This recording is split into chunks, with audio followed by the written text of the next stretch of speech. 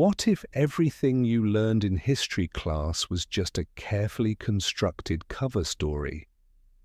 Imagine for a second that human origins aren't a simple, straight line from primitive cave dwellers to modern city builders.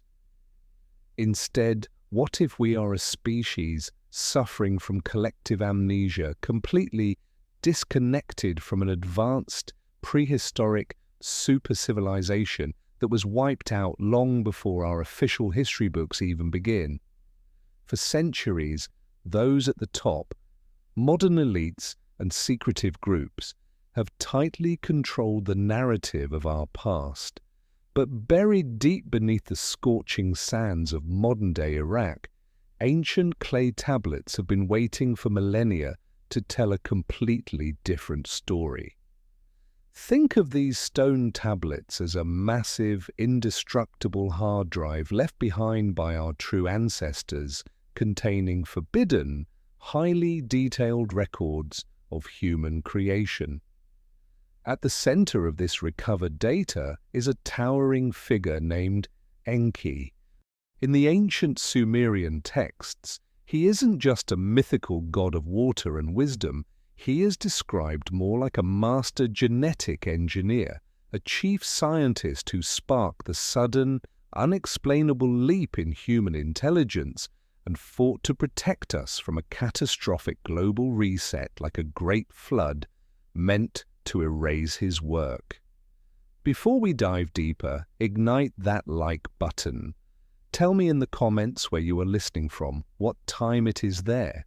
The visuals are here to add context, but they aren't necessary to follow along. You can just listen as we decode the ultimate ancient mystery and uncover the suppressed legacy of Enki. Imagine standing in the middle of a vast, unforgiving desert. The sun is beating down on the arid landscape of modern-day Iraq, a region historically known as Mesopotamia. If you look around, all you see are endless seas of sand and towering dunes. But beneath your feet lies the ultimate crime scene of human history. For centuries, traditional academics and mainstream historians have handed us a very neat, very sanitized version of our past. They tell us that this dusty region is simply the cradle of civilization, the place where primitive humans finally figured out how to plant wheat, domesticate animals, and build rudimentary mud brick houses. But what if that official narrative is deliberately ignoring the massive, undeniable anomalies buried right under the sand? In the mid-19th century, a wave of explorers and early archaeologists descended upon this harsh landscape. They were armed with pickaxes, shovels, and a burning desire to prove that the ancient cities mentioned in historical texts were real. They began to dig into massive, unnatural mounds of earth that dotted the desert.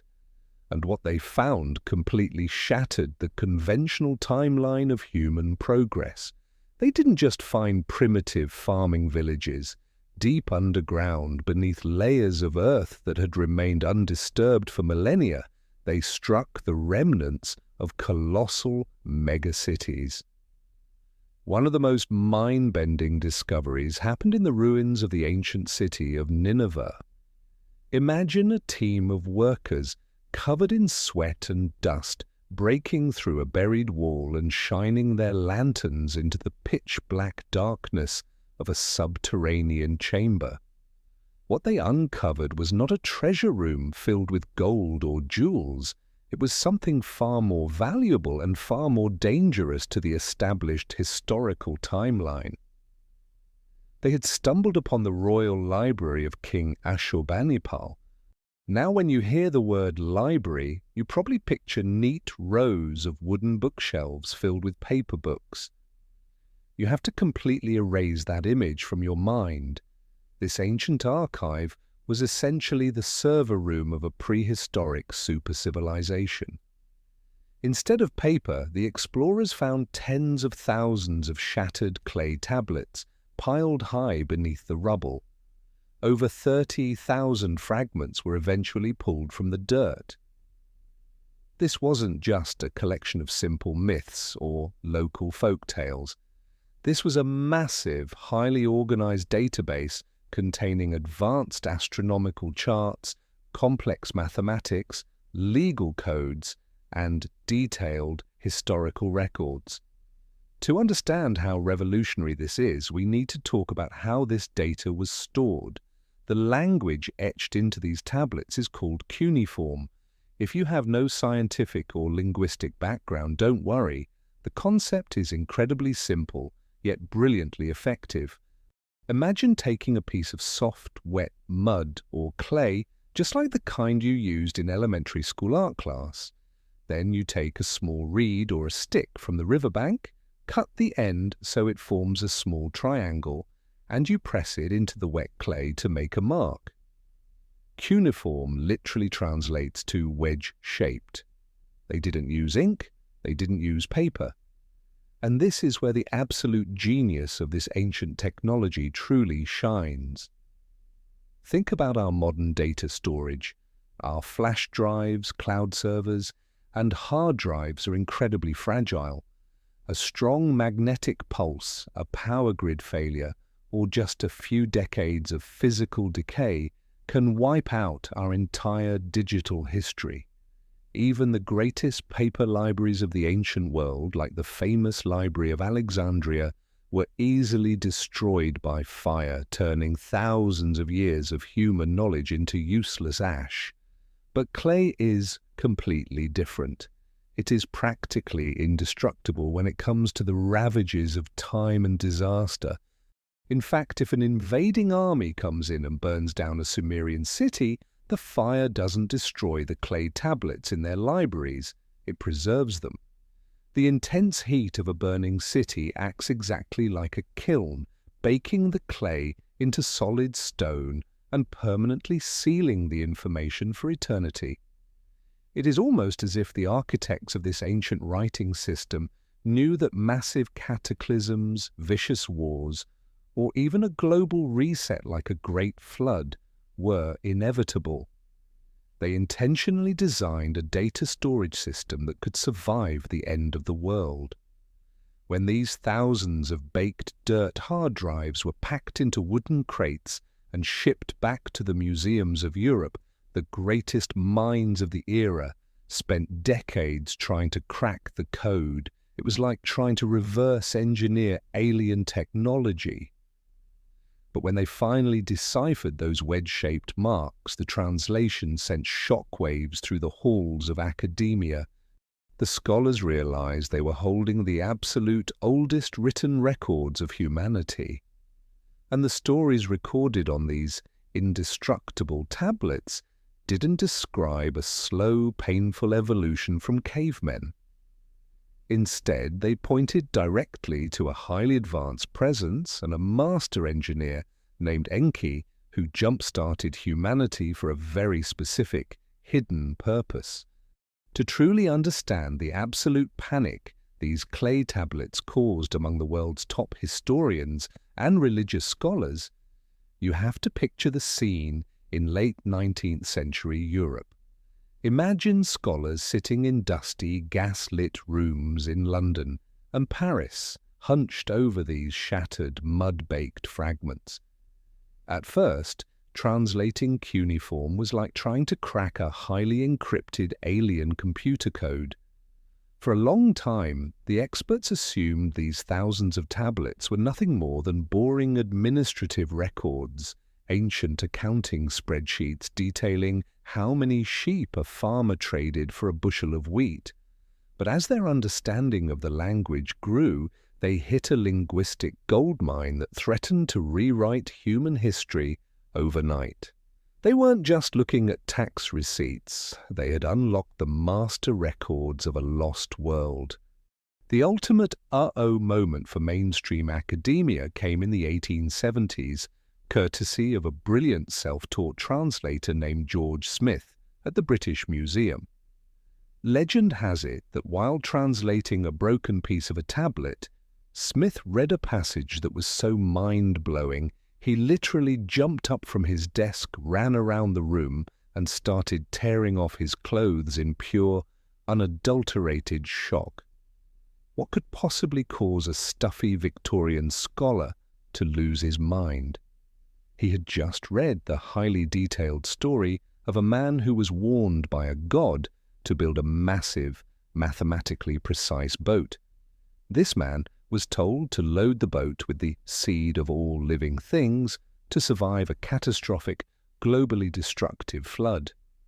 If this sounds exactly like the story of Noah's Ark, you are completely right. But there was one massive, unavoidable problem that terrified the academic establishment. This Sumerian text, known as the Epic of Gilgamesh, was written thousands of years before the first word of the Hebrew Bible was ever penned. The hero wasn't named Noah, his name was Utnapishtim, and the flood was just the tip of the iceberg, as more and more of these indestructible clay hard drives were translated, including epic texts like the Enuma Elish and the Atrahasis. A terrifying reality began to dawn on the institutions that control our historical narrative. Everything we thought we knew about the origins of modern religions was suddenly cast into doubt. The stories of the Garden of Eden, the creation of the first man from the dust of the earth, the tree of knowledge, and the great deluge, they were all sitting right there in the ancient Mesopotamian dirt. But the Sumerian versions weren't just older, they were incredibly different, vastly more detailed, and far more technological. Think of our modern religious text like a highly edited 2-minute movie trailer. They give you a quick magical summary of the events. The Sumerian tablets, on the other hand, are the 3-hour, unrated director's cut of human history. In our modern mainstream religions, we are taught about a single, omnipotent, invisible creator who magics the universe into existence with a spoken word. But in these original uncensored ancient texts, the gods were entirely plural. They were described as physical, tangible beings who walked the earth. They got tired, they argued with each other over politics, they required food, and most importantly, they needed a massive workforce. This is where the mainstream historical narrative hits a brick wall, and it is exactly why this information isn't taught in your high school history class.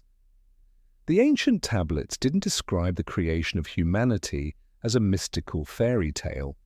Instead, they described it as a deliberate, calculated, and highly controversial laboratory project. And the chief scientist, the master engineer responsible for this project, was Enki. When the scholars read the translations of how Enki created the first primitive worker, a being they literally called the Adamu, it didn't read like magic. It read like a step-by-step manual for biological engineering. The texts describe Enki working in a creation chamber, mixing the essence, or blood, of the gods with the clay of the earth. If you strip away the ancient terminology, he was splicing the DNA of an advanced extraterrestrial race with the genetics of a primitive, prehistoric hominid already living on Earth. This was too much for the mainstream academic world to handle. If they accepted these texts as literal history, the entire foundation of human evolution, religion, and the timeline of civilization would collapse overnight. They would have to admit that a super-civilization existed and that we are the byproduct of their experiments. So, the academic elite went into immediate damage control. They conveniently labeled the greatest, oldest written records of humanity as mere myths. They told the public that these were just the imaginative fairy tales of primitive people who were terrified of thunderstorms. But the incredible anatomical references, the precise astronomical data, and the detailed descriptions of ancient technologies hidden within these texts are simply too specific to be brushed off as campfire stories. The tablets are screaming at us across the millennia, telling us that Enki and his group were not imaginary spirits. They were flesh and blood. They were visitors. And this leads us to the most dangerous and heavily guarded question of all. Who exactly were these beings? Where did they come from? And what were they so desperately searching for on our planet? To truly understand the story locked inside these indestructible clay tablets, we have to completely wipe the slate clean on how we view ancient mythology. When you hear the word gods, your mind probably instantly goes to old men in flowing white robes, sitting on fluffy clouds, throwing lightning bolts and judging humanity. You need to take that entire concept and throw it out the window. If we look at the exact translations of the ancient Sumerian texts without a religious filter, a completely different, highly technological picture emerges. The Sumerians didn't worship magical spirits in the sky. They wrote extensively about a very specific flesh and blood group of beings called the Anunnaki. If you break down that ancient word, it doesn't mean divine creators. It literally translates to those who from heaven to earth came. So who were the Anunnaki? To put it in the most relatable, everyday terms possible, you shouldn't think of them as angels or magical deities. You should think of them as a desperate team of highly advanced astronauts, deep space prospectors, and corporate engineers. They were a heavily armed, scientifically advanced expeditionary force sent from a dying world to gather vital resources. Imagine a fleet of roughneck offshore oil drillers or deep-sea miners armed with cutting-edge technology, traveling millions of miles to a hostile, primitive wilderness to save their home. That is the true story of the Anunnaki.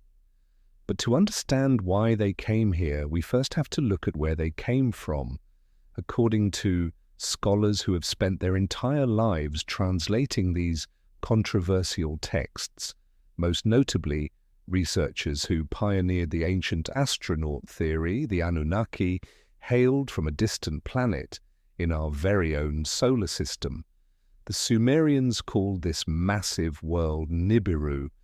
Now you might be asking, if there is a massive planet in our solar system, why don't we see it in the night sky?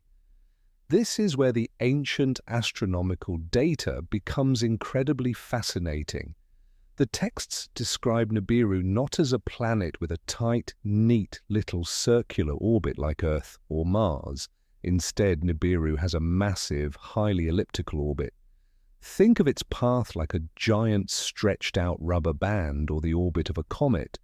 It swings incredibly close to our Sun, crosses the orbits of the inner planets, and then is flung way out into the freezing, pitch-black abyss of deep space far beyond Pluto. According to the ancient records, one single orbit of Nibiru takes roughly 3,600 Earth years. The Anunnaki called this time period a Sa. Because of this extreme slingshot-style orbit, the climate on Nibiru was incredibly harsh.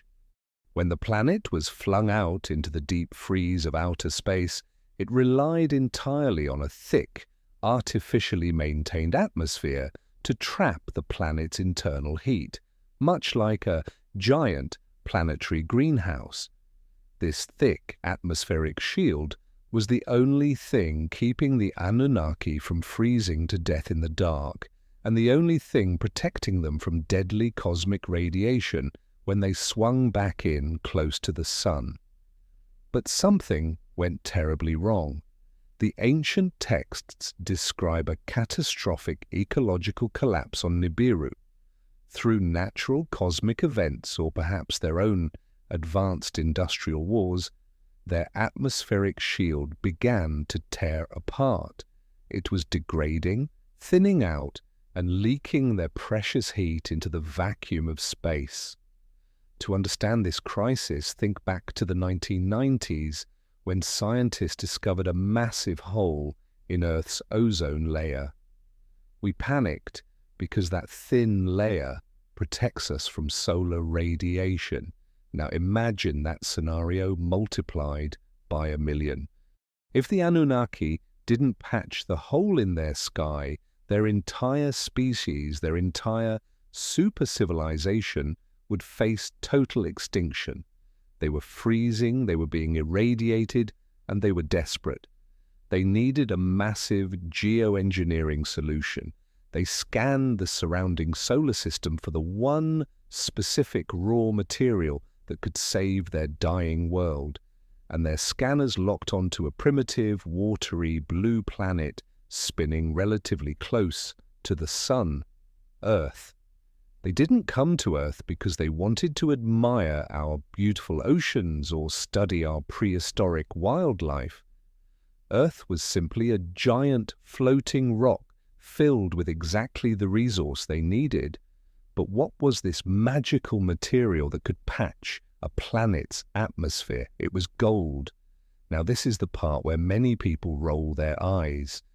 They ask, why would highly advanced aliens travel across the solar system just to get some shiny rocks? Did they want to make expensive jewelry or hoard money? To answer this, we have to look at the actual hard science of gold. We only view gold as money or jewelry because it's rare and pretty. But to an advanced scientific mind, gold is a miracle element. First of all, gold is virtually indestructible. It doesn't rust, it doesn't tarnish, and it doesn't corrode. You can bury a solid gold coin in the mud for 5,000 years, and when you dig it up, it will be as shiny as the day it was dropped. Secondly, gold is the most malleable metal in the universe. You can take a single ounce of pure gold and pound it into a sheet so incredibly thin that it could cover an entire billboard, or stretch it into a wire miles long without breaking. But the most important property of gold, and the exact reason the Anunnaki needed it, is its ability to reflect radiation and heat. This isn't science fiction, this is modern physics. If you look at NASA astronauts today, you will notice that the visors on their space helmets have a shiny, golden tint. That is a microscopic layer of real gold applied to the glass. It allows the astronaut to see out, but it perfectly reflects the deadly, blinding radiation of the sun away from their face. Furthermore, the most advanced space equipment, like the James Webb Space Telescope, utilizes highly polished gold mirrors to capture infrared light and protect delicate instruments from cosmic extremes. The Anunnaki's plan was brilliantly simple, yet breathtaking in its scale. The elite scientists of Nibiru, led by a brilliant mastermind named Enki, figured out that if they could mine enough gold, they could crush it into microscopic, monoatomic dust. They could then launch this incredibly fine gold powder into the upper atmosphere of Nibiru. Once suspended in the sky, this gold dust would act as a massive planetary mirror. It would bounce the harmful cosmic radiation away from the planet when they were close to the sun, and it would reflect the planet's internal heat back down to the surface when they were out in deep space. It was the ultimate high-tech sunscreen and thermal blanket combined into one. But getting that gold was going to be a logistical nightmare. They couldn't just beam it up.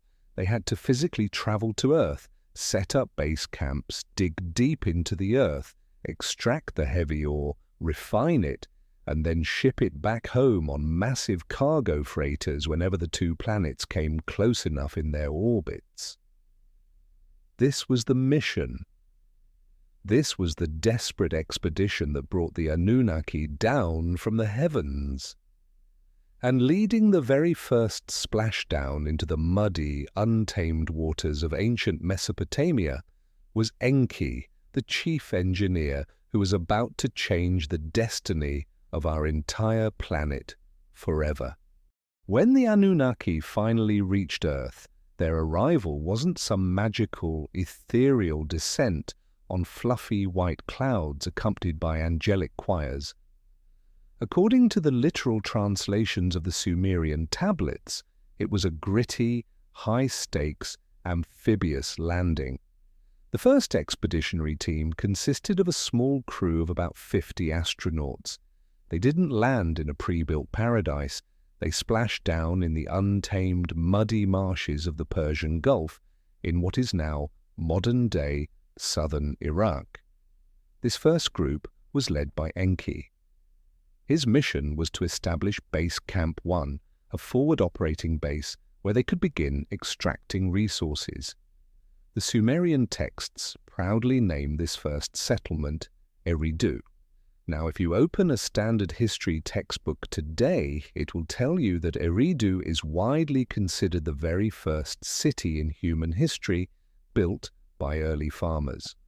But if we look at it through the lens of the Anunnaki texts, Eridu was not a city in the traditional sense. It was essentially a heavily fortified extraterrestrial beachhead. Think about how modern space agencies like NASA or SpaceX plan to colonize Mars. The first astronauts won't be building luxury condos. They will be building highly functional survival habitats, water filtration plants, and landing pads. This is exactly what Eridu was. It was a high-tech outpost built in a hostile wilderness. Enki and his crew had to drain the swamps, establish agriculture to feed themselves, and build the infrastructure needed to support a massive, long-term mining operation. But to truly understand how this massive mining operation functioned and how it eventually led to the creation of the human race, we have to look at the chain of command. The Anunnaki were not a unified, peaceful collective. They were deeply divided, functioning much like a massive, ruthless, interstellar megacorporation or a highly structured military dictatorship. Back on their home planet of Nibiru, the supreme ruler was a king named Anu. You can think of Anu as the CEO of this multiplanetary corporation, or the supreme commander of the armed forces.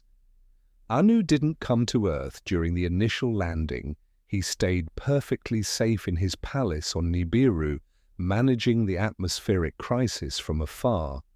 To run the desperately needed gold extraction operation on Earth, Anu sent his 2 sons. And these 2 sons could not have been more totally opposite in their personalities, their leadership styles, and their ultimate vision for our planet. First, there was Enki. As the leader of the initial landing party, Enki was the ultimate pioneer. His name literally translates to Lord of the Earth. Enki was the chief science officer. He was a brilliant geneticist, a master engineer, and an unmatched problem solver. When they first tried to extract gold from the ocean waters and failed, it was Enki who figured out they needed to dig deep underground. If machinery broke, Enki designed a fix.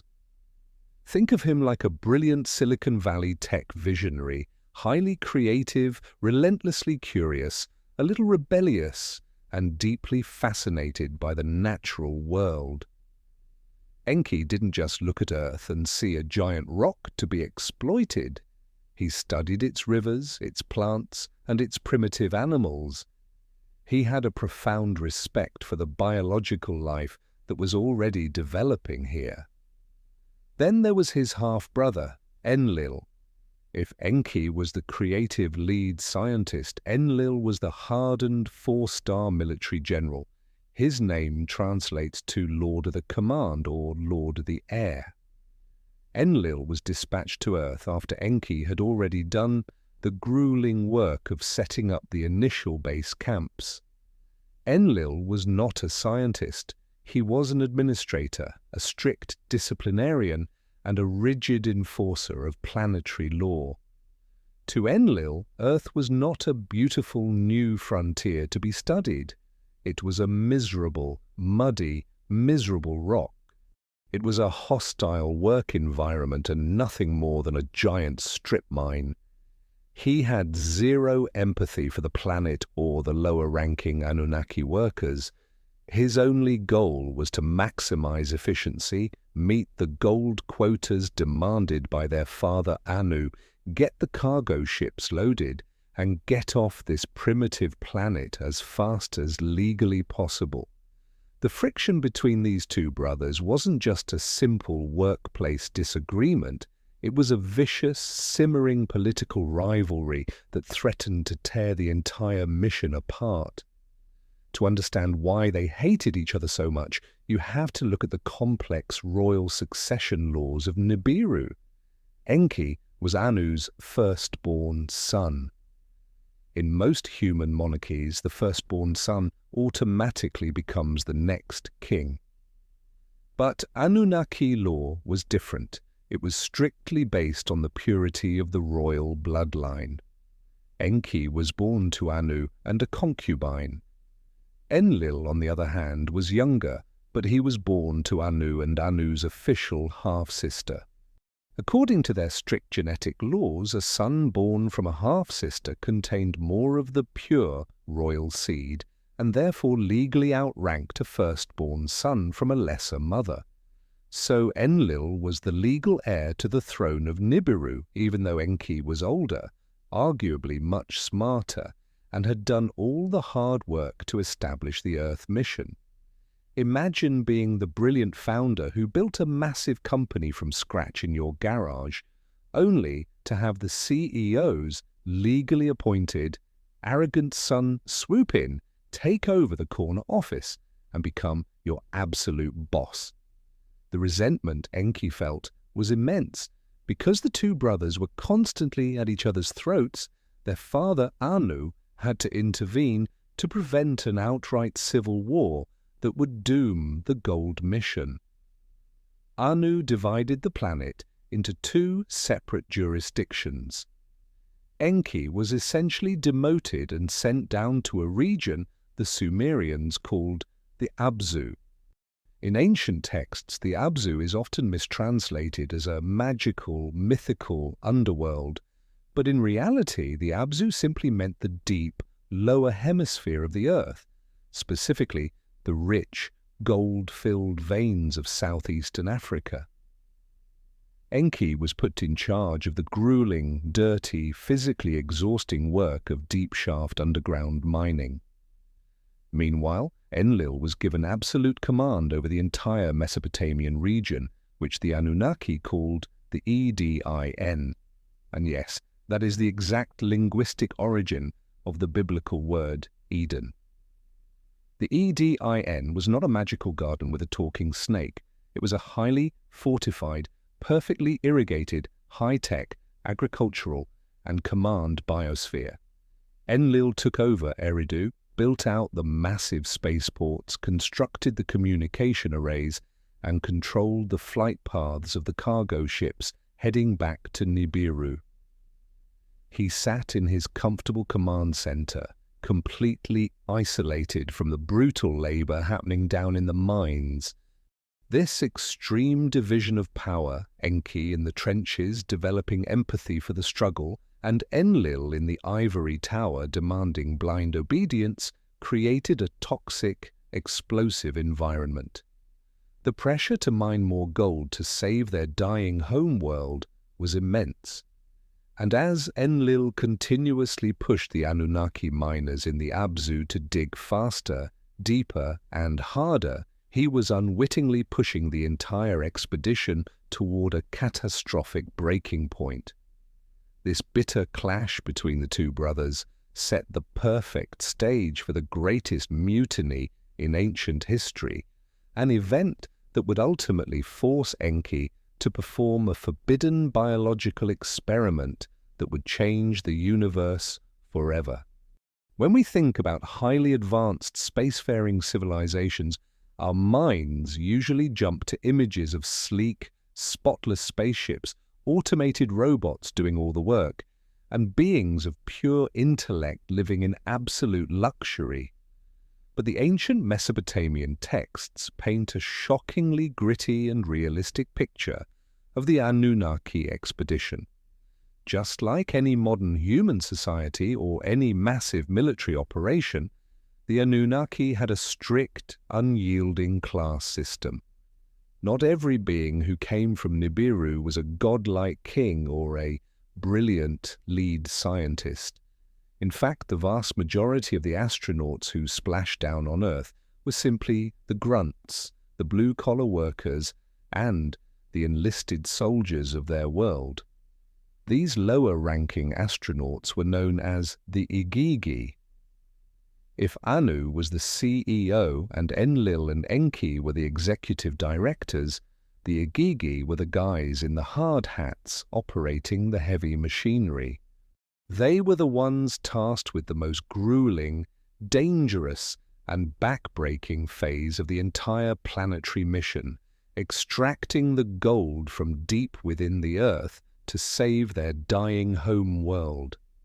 To understand the absolute nightmare the Igigi lived through, we have to look at where they were stationed.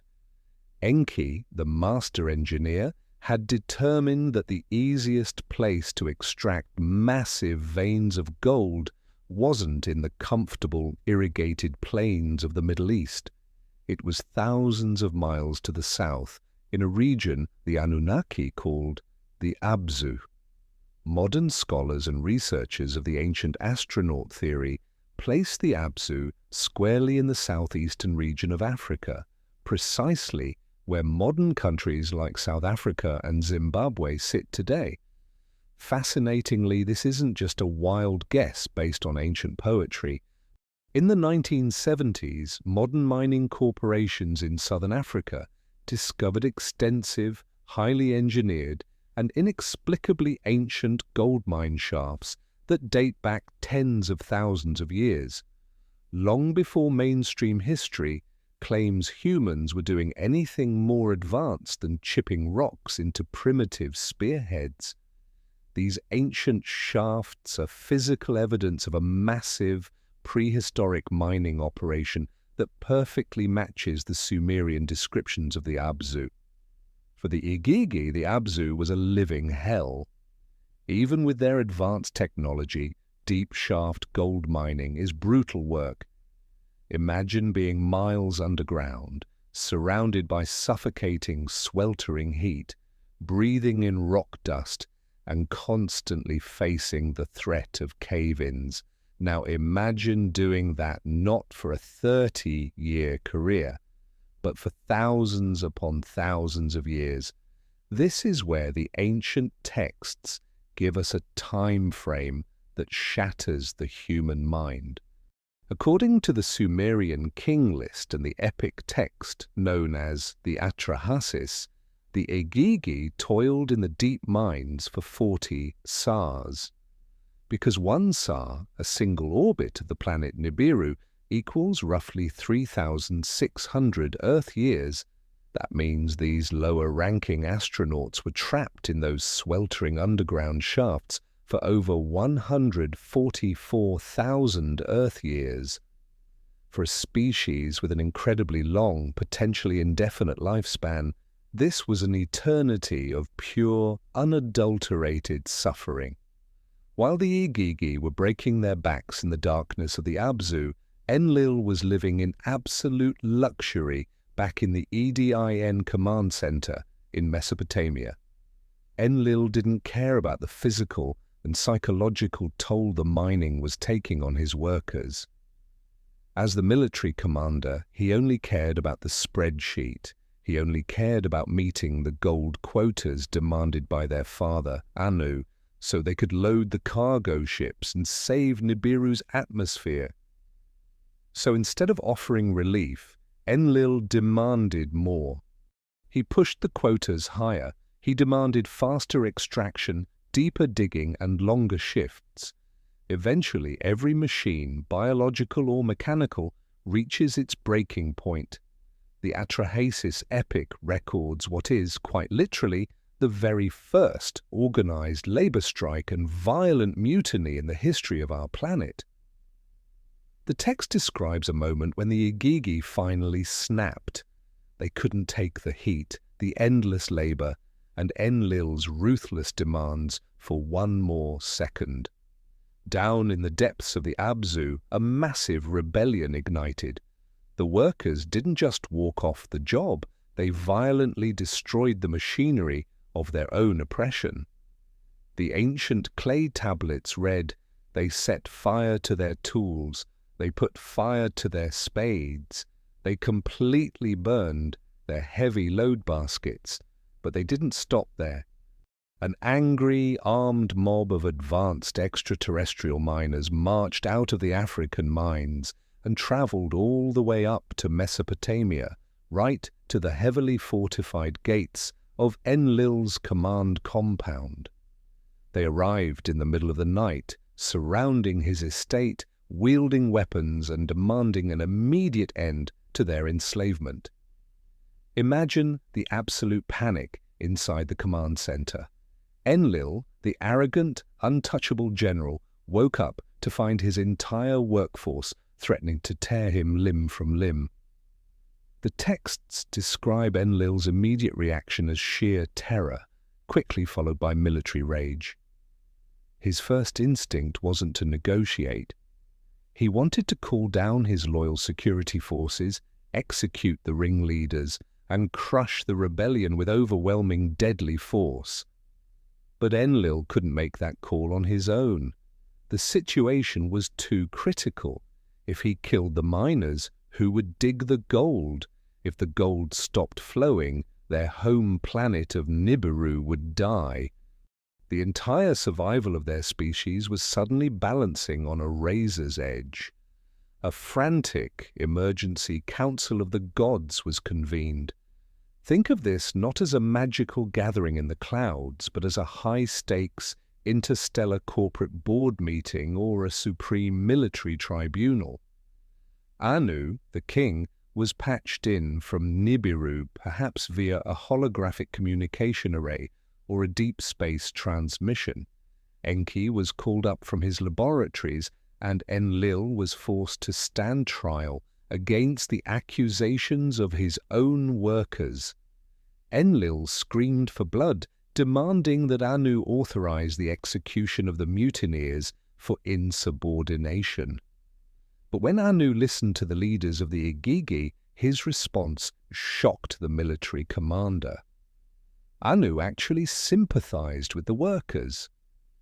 The ancient text records Anu saying, "What are we accusing them of? Their labor was too heavy, their misery was too much." The supreme ruler recognized that the Igigi had been pushed beyond the limits of physical and mental endurance. He ruled that the mutiny was entirely justified. But this sympathetic ruling presented an impossible, terrifying paradox. The Igigi were officially relieved of their mining duties. They would never go back down into the suffocating darkness of the Abzu. Yet the cosmic clock was still ticking. Nibiru's atmosphere was still bleeding into space. They desperately, urgently needed the gold. The council sat in stunned, panicked silence. They had no workers, a dying planet, and a massive quota to fill. They were trapped. It was in this moment of absolute species-ending desperation that Enki stepped forward. As the chief science officer, Enki's mind operated on a completely different level than Enlil's rigid military thinking. While Enlil saw a political disaster, Enki saw an engineering puzzle.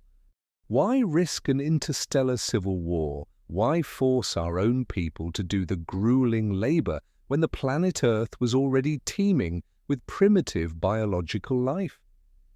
Enki proposed an idea so radical, so scientifically terrifying, and so profoundly world-changing that it completely silenced the council. He turned to the assembly and essentially said, "We don't need to mine the gold ourselves. Let us create a specialized tool to do it for us. Let us manufacture a slave." Enki had been studying the indigenous lifeforms roaming the African plains near the mining sites, hairy, primitive, bipedal hominids that modern science might call Homo erectus or Neanderthals. They were strong, they were adapted to the environment, but they lacked the cognitive capacity to hold a tool, follow complex instructions, or understand the concept of labor. Enki's proposal was the ultimate sci-fi solution. He asked the council for permission to take the genetic material, the DNA, of the Anunnaki and splice it into the primitive hominids of Earth. He wanted to artificially speed up evolution by millions of years in a single laboratory experiment. He didn't want to create a god, and he didn't want to create an equal. He wanted to create the Lulu Amelu, the primitive worker. He was asking for permission to invent humanity. When the Anunnaki High Council gave Enki the green light to solve their labor crisis, they essentially signed off on the most consequential scientific experiment in the history of our planet. But Enki couldn't pull this off alone. He needed the best medical mind the Anunnaki had to offer. Enter Ninhursag, the chief medical officer of the expedition. In later human mythology, she would be remembered as the ultimate mother goddess, but in the literal translations of the ancient Sumerian tablets, she was a brilliant, pragmatic geneticist tasked with making the impossible happen in a sterile laboratory environment. To understand exactly what Enki and Ninhursag did, we have to strip away the magical, religious language that was applied to this story thousands of years later. When modern religions tell the story of creation, they say God scooped up a handful of mud, breathed magic into it, and a fully formed human popped out. But if you look at the original Sumerian blueprints, the process of creating humanity was not magic. It was a gritty, frustrating trial-and-error process of advanced biological engineering. Think about how modern human farmers and scientists work. If a farmer wants a tree that grows faster and produces sweeter apples, they don't use magic. They graft the branch of a highly productive tree onto the sturdy trunk of a wild tree. If we want a dog that can herd sheep or sniff out explosives, we don't snap our fingers. We take the genetic foundation of a wild wolf, and through selective breeding and genetic manipulation, we create a specialized tool, a working dog. Enki and Ninhursag were doing the exact same thing, just on an incredibly advanced scale. The mud, or clay of the earth, mentioned in the ancient texts, was not literal dirt. It was the indigenous prehistoric hominids, likely Homo erectus or early Neanderthals, that were already roaming the African plains near the gold mines. They were biologically adapted to the harsh environment of Earth, but they were essentially wild animals. They lacked the cognitive hardware to understand complex language, hold advanced tools, or follow orders. Enki's plan was to take the robust, Earth-adapted genetics of the hominid and splice it with the highly advanced, intelligent DNA of the Anunnaki themselves. The ancient tablets refer to this Anunnaki DNA as the essence of the gods, or the blood of a god. The Sumerian texts describe a literal laboratory setup. They detail how Ninhursag took the ovum, the egg, from an Earth hominid female and fertilized it in vitro with the genetic material of an Anunnaki male. But they couldn't just put the fertilized embryo back into the wild hominid. Her biology wouldn't support the advanced hybrid. They needed surrogates. The texts explicitly record that Enki and Ninhursag gathered 14 female Anunnaki medical officers to act as the very first surrogate mothers for this brand new, genetically modified species. If this sounds exactly like modern IVF, in vitro fertilization, and genetic splicing, that's because it perfectly describes it. But just like modern science, their first attempts were total disasters. This is the ultimate smoking gun that proves the ancient texts are describing a scientific process, not an omnipotent magical creator. An all-powerful, flawless God does not make mistakes, but Enki and Ninhursag made many. The tablets meticulously list the failed prototypes that came out of their lab in the Abzu. They created beings with severely deformed limbs, beings with paralyzed spines, beings whose eyes would not close, and beings with massive organ failures. It was a terrifying series of biological trial and error as they struggled to perfectly balance the alien DNA with the primitive Earth DNA. Finally, after countless failures, they achieved the perfect genetic mix. The surrogate mothers gave birth to a flawless, healthy, functioning hybrid. In the ancient Sumerian language, they called this successful prototype the Adamu. The word literally translates to he who is of the earth, or the one from the red dirt. This was the very first Homo sapiens. The Adamu was exactly what the Anunnaki needed. They were incredibly strong, perfectly adapted to the gravity and atmosphere of Earth, but most importantly, their upgraded brains could understand commands and operate mining tools. The Igigi, the striking Anunnaki workers, were thrilled. They were officially relieved of duty, and the brand new human workforce was sent down into the dark, suffocating shafts of the African gold mines. But as the gold began flowing again, a new problem arose. Enlil, the rigid military commander up in Mesopotamia, saw how incredibly effective these new biological tools were. He didn't just want them digging gold in the deep south, he wanted them working as agricultural slaves in his massive, high-tech command compound to produce food and maintain the base. And this compound was the E.DIN. When you hear the phrase Garden of Eden, you have been conditioned to picture a magical, lush paradise where a naked man and woman lived in innocent bliss, picking fruit and talking to the animals. You must completely erase that image. According to the ancient astronaut translation of the Sumerian texts, the E.DIN was a heavily fortified, climate-controlled, agricultural and biological research facility. It was a biodome. It was the secure headquarters of the Anunnaki elite. Enlil brought a group of the Adamu from the African mines up to the E.DIN in Mesopotamia. Their job was not to relax in paradise. Their job was to tend the orchards, dig the irrigation canals, and serve the Anunnaki masters. The Bible itself echoes this exact sentiment if you read the original Hebrew closely. God places man in the garden to work it and take care of it. But there was a massive flaw in the Adamu design.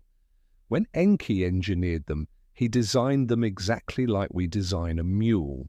When you breed a horse and a donkey, you get a mule, an incredibly strong, hard-working animal, but mules are completely sterile. They cannot reproduce on their own. If you want another mule, you have to go back to the lab and breed another horse and donkey. The first humans were sterile. Enlil loved this design because it meant total population control. The humans could never multiply, form armies, or become a threat. But for Enki and Ninhursag, constantly artificially inseminating surrogate mothers to replace workers who died in the mines or the fields was a logistical nightmare. The demand for labor was simply too high.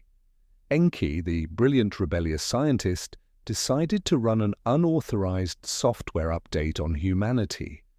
Without telling Enlil, Enki brought the Adamu back into the lab and made a profound, unauthorized tweak to their genetic code. He unlocked their reproductive abilities, granting them the capacity to breed naturally. But he didn't just give them sexual reproduction. By further activating their DNA, he unlocked higher consciousness, self-awareness, and the ability to truly think for themselves. This forbidden genetic upgrade is the true, hidden meaning behind the story of the tree of knowledge of good and evil.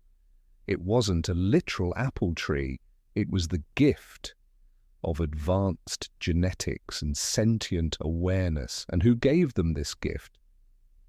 In the biblical story, it is a sneaky, evil serpent. But if you look at the ancient symbols of the Anunnaki, Enki's personal emblem was the serpent.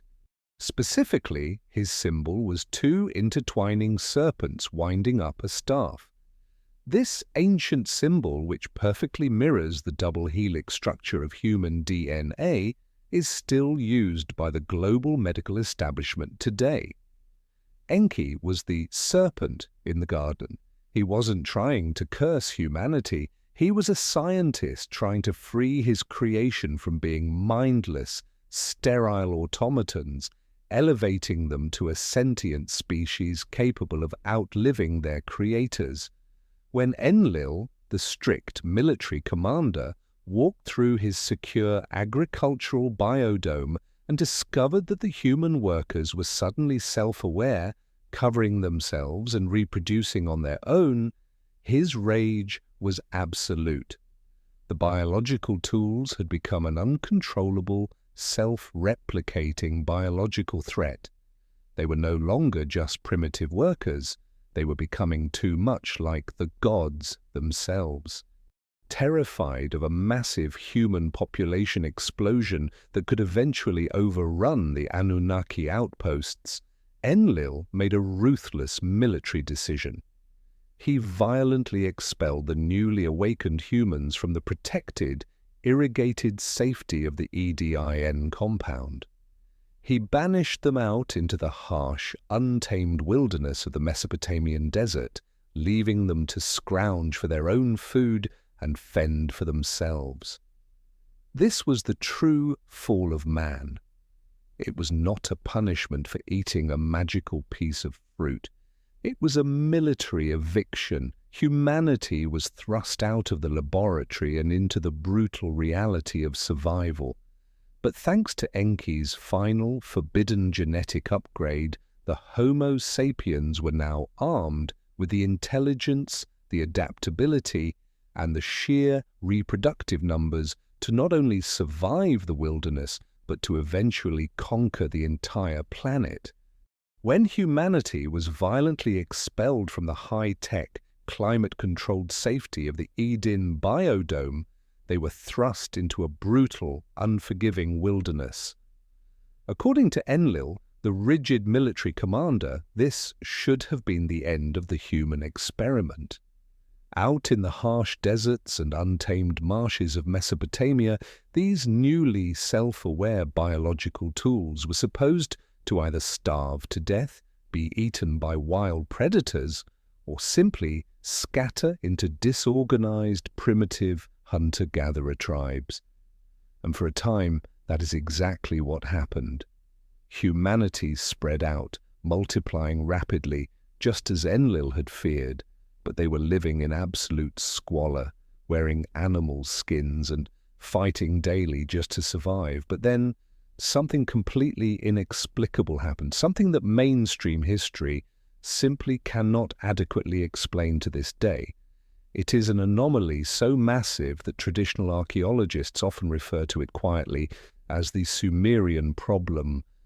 In the blink of an eye, on a geological and evolutionary timescale, humanity didn't just discover a better way to chip flint rocks. They suddenly, almost overnight, erected a massive, highly sophisticated civilization out of the mud. Around 3800 BCE, the Sumerian civilization exploded onto the scene, fully formed. There was no slow, painful trial and error period stretching over tens of thousands of years. To understand how bizarre this is, imagine taking a 5-year-old child who is just learning how to count on their fingers, and the very next morning they sit down and flawlessly solve advanced calculus equations while writing a symphony. Evolution and human sociology simply do not work that fast. You don't go from wearing loincloths and chasing deer with pointy sticks to building megalithic cities, developing complex plumbing systems, writing legal codes, and charting the outer planets of the solar system without a catalyst. You don't just guess your way into advanced civilization, you have to be taught. And according to the ancient cuneiform texts, that is exactly what happened. The sudden leap in human intelligence wasn't a miracle of natural evolution. It was the result of direct, hands-on classroom instruction. Enki, the brilliant chief science officer who had secretly upgraded human DNA, was not going to abandon his masterpiece to rot in the desert. While Enlil sat in his command center ignoring the outcasts, Enki began a massive covert operation to upload advanced data into the human mind. The Sumerians explicitly stated that every single aspect of their civilization was a gift from the gods. They didn't claim to invent agriculture, mathematics, or astronomy. They clearly recorded that these sciences were physically handed down to them.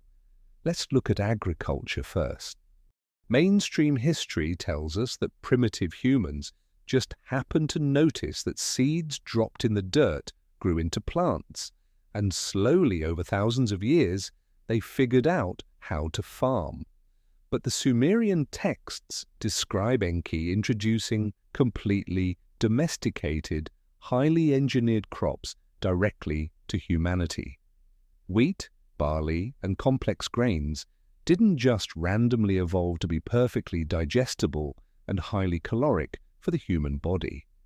In the ancient texts, they are described as biological technology given to humans so they could sustain massive populations without having to hunt every single day.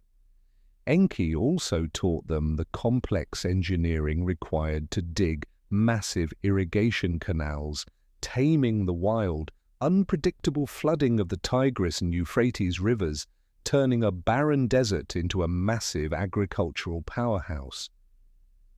But farming was just the basic survival course. Once humanity had a stable food supply, Enki opened up the real university. He introduced them to mathematics. But he didn't give them a simple, primitive base 10 system like we use today, just to count sheep or trade apples. He gave them an incredibly complex, highly advanced mathematical system known as sexagesimal, or base 60 mathematics. Why would a society of supposedly primitive mud brick builders need a base 60 math system? Because base 60 is highly divisible and is the absolute perfect mathematical language for advanced geometry and calculating massive cosmic cycles. This wasn't human math. This was Anunnaki deep space navigational math. The absolute proof that Enki's math was vastly superior to anything we could invent on our own is that we still use it every single day. When you look at your watch, why are there 60 seconds in a minute and 60 minutes in an hour? Why does a circle have exactly 360 degrees? That is the unbroken legacy of Enki's base 60 system. We have split the atom and sent rovers to Mars, but we still use the exact same mathematical software that an alien scientist uploaded to primitive humans in the Iraqi desert 6,000 years ago. With this advanced math, Enki's human students suddenly became master architects. They began building colossal, stepped pyramids called ziggurats. These weren't just big piles of bricks, they were perfectly aligned to the cardinal points of the compass and designed using advanced geometric principles that require a deep understanding of structural engineering. But the most mind-blowing subject Enki taught humanity was astronomy. This is where the mainstream historical narrative completely falls apart. If you go to a museum in Berlin today, you can look at an ancient Sumerian cylinder seal, a small stone roller used to press images into wet clay, known as VA243. This seal is thousands of years old, predating the ancient Greeks, the Romans, and the Bible. Yet carved right into the center of it is a perfect depiction of our solar system. It shows the sun in the center, completely contradicting the mainstream belief that ancient people thought the Earth was the center of the universe. Even more terrifying to modern historians, this ancient diagram displays all the planets we know of today in their correct relative sizes. It shows the giant planets of Jupiter and Saturn, but crucially, it also shows Uranus, Neptune, and Pluto. Modern science didn't officially discover Uranus until 1781 using high-powered telescopes. Neptune wasn't discovered until 1846, and Pluto in 1930.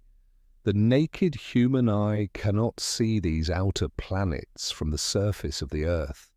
So how in the world did a guy in a woven tunic living in ancient Mesopotamia perfectly draw the entire outer solar system? How did the Sumerians know that Uranus and Neptune were blue-green twin giants, a fact NASA only confirmed when the Voyager 2 spacecraft flew past them in the 1980s? The answer is simple, and it is written right there in the clay. They didn't have telescopes. They didn't guess. They were told by beings who had actually traveled through that solar system. The Anunnaki passed these planets on their way into the inner solar system from Nibiru, and Enki simply mapped out the neighborhood for his human students. To manage this massive transfer of knowledge and keep this rapidly expanding human society organized, Enki established a revolutionary social concept, kingship. The ancient texts say that kingship was lowered from heaven. To the Anunnaki, managing millions of humans was becoming impossible, so they needed middle managers. They created a specialized class of humans to act as the buffer between the gods and the working class. But these kings weren't just randomly elected politicians, they were very specifically chosen. Enki established a secret society, a highly guarded priesthood often referred to as the Brotherhood of the Snake, using his own personal genetic symbol, the intertwined serpents of the DNA helix. He took the brightest humans, brought them into the temples, and taught them the deepest secrets of medicine, energy, frequency, and astronomy. This brotherhood was sworn to secrecy, tasked with preserving the high technology of the Anunnaki and protecting humanity from the wrath of Enlil. Enlil watched all of this happening from a distance, and his fury grew daily. He saw the humans not only surviving but thriving, building cities, decoding the stars, and acting more and more like the gods themselves. To Enlil, humanity was a biological virus that had escaped the lab, and thanks to his brother Enki, the virus was now armed with advanced technology. The tension between the two Anunnaki leaders reached a boiling point, setting the stage for the most catastrophic, violent, and globally devastating event in human history. A divine judgment that would weaponize the very forces of nature against the Earth. If we accept that Enki and the Anunnaki were not mythical spirits but a highly advanced expeditionary force, we have to ask a very logical question. Where is their equipment? If a modern corporation sets up a massive global mining operation, they don't just leave behind a few clay tablets and primitive fire pits. They leave behind heavy infrastructure. They build power plants, communication arrays, and massive logistical hubs. Mainstream historians want you to believe that ancient human history is completely disconnected.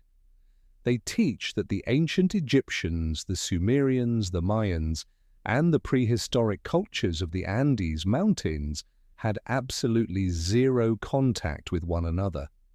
Yet somehow all of these supposedly isolated primitive cultures woke up one day and decided to do the exact same impossible thing: stack millions of massive, ridiculously heavy stones into perfectly aligned geometric pyramids and megalithic structures. To understand the sheer scale of what Enki and his team engineered, you have to stop looking at ancient ruins as religious temples or giant tombs. You need to look at them through the eyes of an engineer. Imagine walking outside and looking at a modern cell phone tower or a high-voltage electrical substation. Now imagine a catastrophic event wiping out our modern civilization.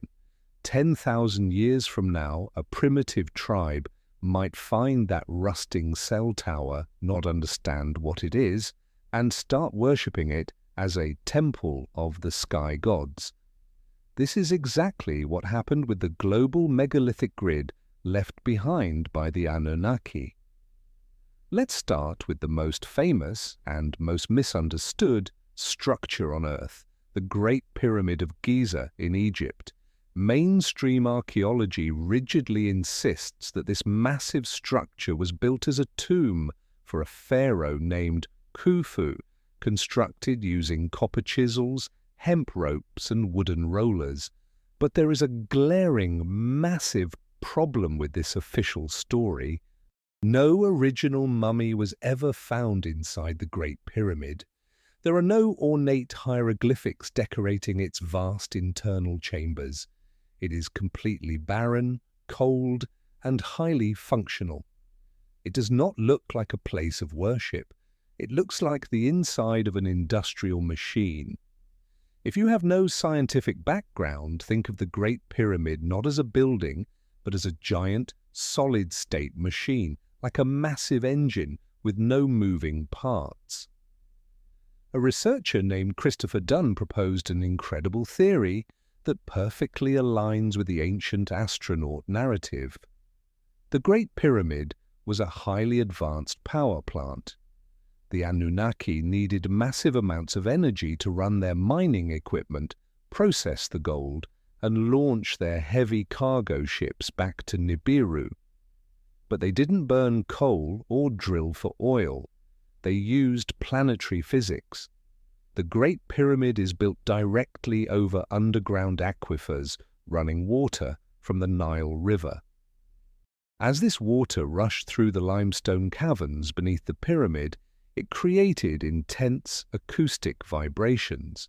Think of what happens when a trained opera singer hits the exact right note and shatters a wine glass. That is called acoustic resonance. The pyramid was designed to capture the acoustic vibration of the Earth itself and channel it upward. The outer casing of the pyramid was originally covered in smooth, highly polished white limestone, which is an excellent electrical insulator. But the inside chambers were built using thousands of tons of rose granite brought from hundreds of miles away. Why granite? Because granite is packed with quartz crystal. When you apply physical pressure or acoustic vibration to quartz crystal, it produces an electrical charge, a phenomenon known as piezoelectricity. It is the exact same science that makes the quartz battery in your modern wristwatch tick. The Anunnaki were using the pyramid to pump acoustic energy into the granite chambers, vibrating the quartz and generating massive amounts of microwave energy.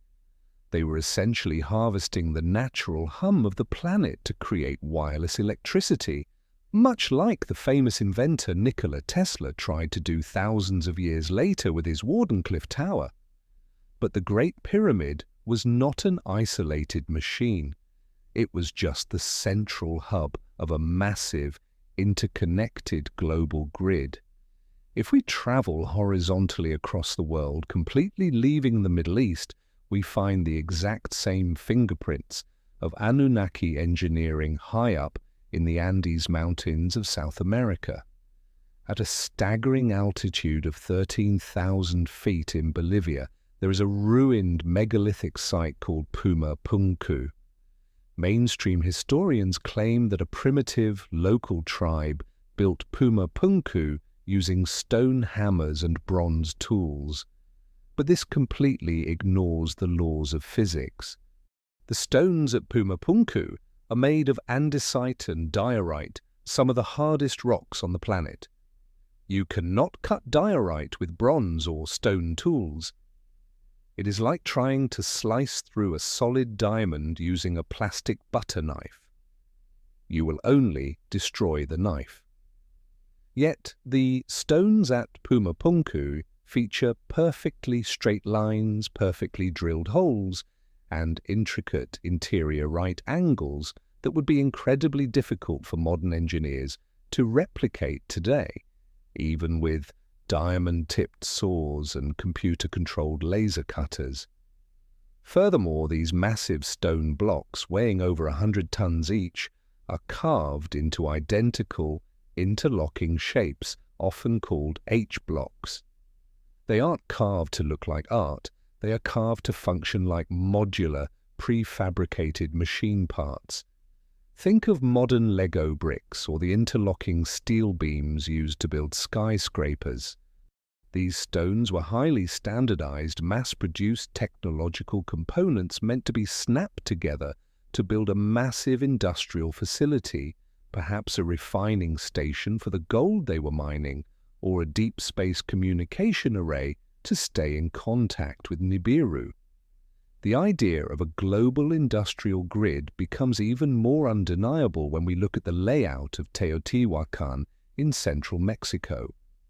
Known as the City of the Gods, this massive complex features the Pyramid of the Sun and the Pyramid of the Moon. If you look at Teotihuacan from a bird's-eye view, the layout of the city does not look like a normal human neighborhood.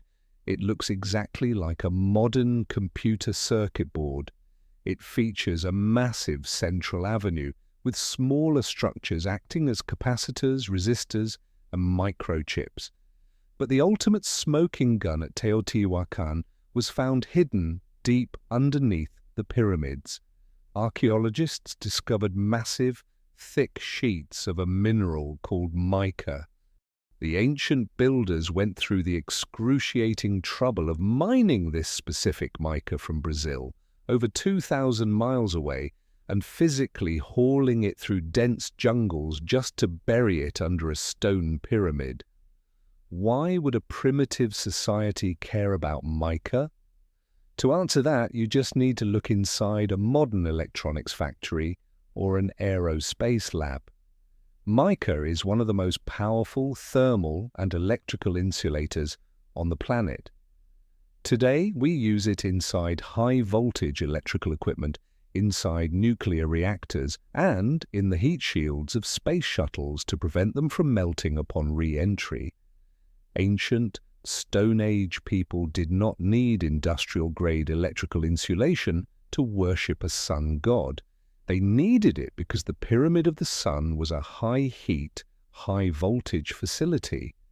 When you connect the dots from the microwave power plant at Giza to the prefabricated stone machine parts in Bolivia to the insulated circuit board city in Mexico, a terrifyingly clear picture emerges.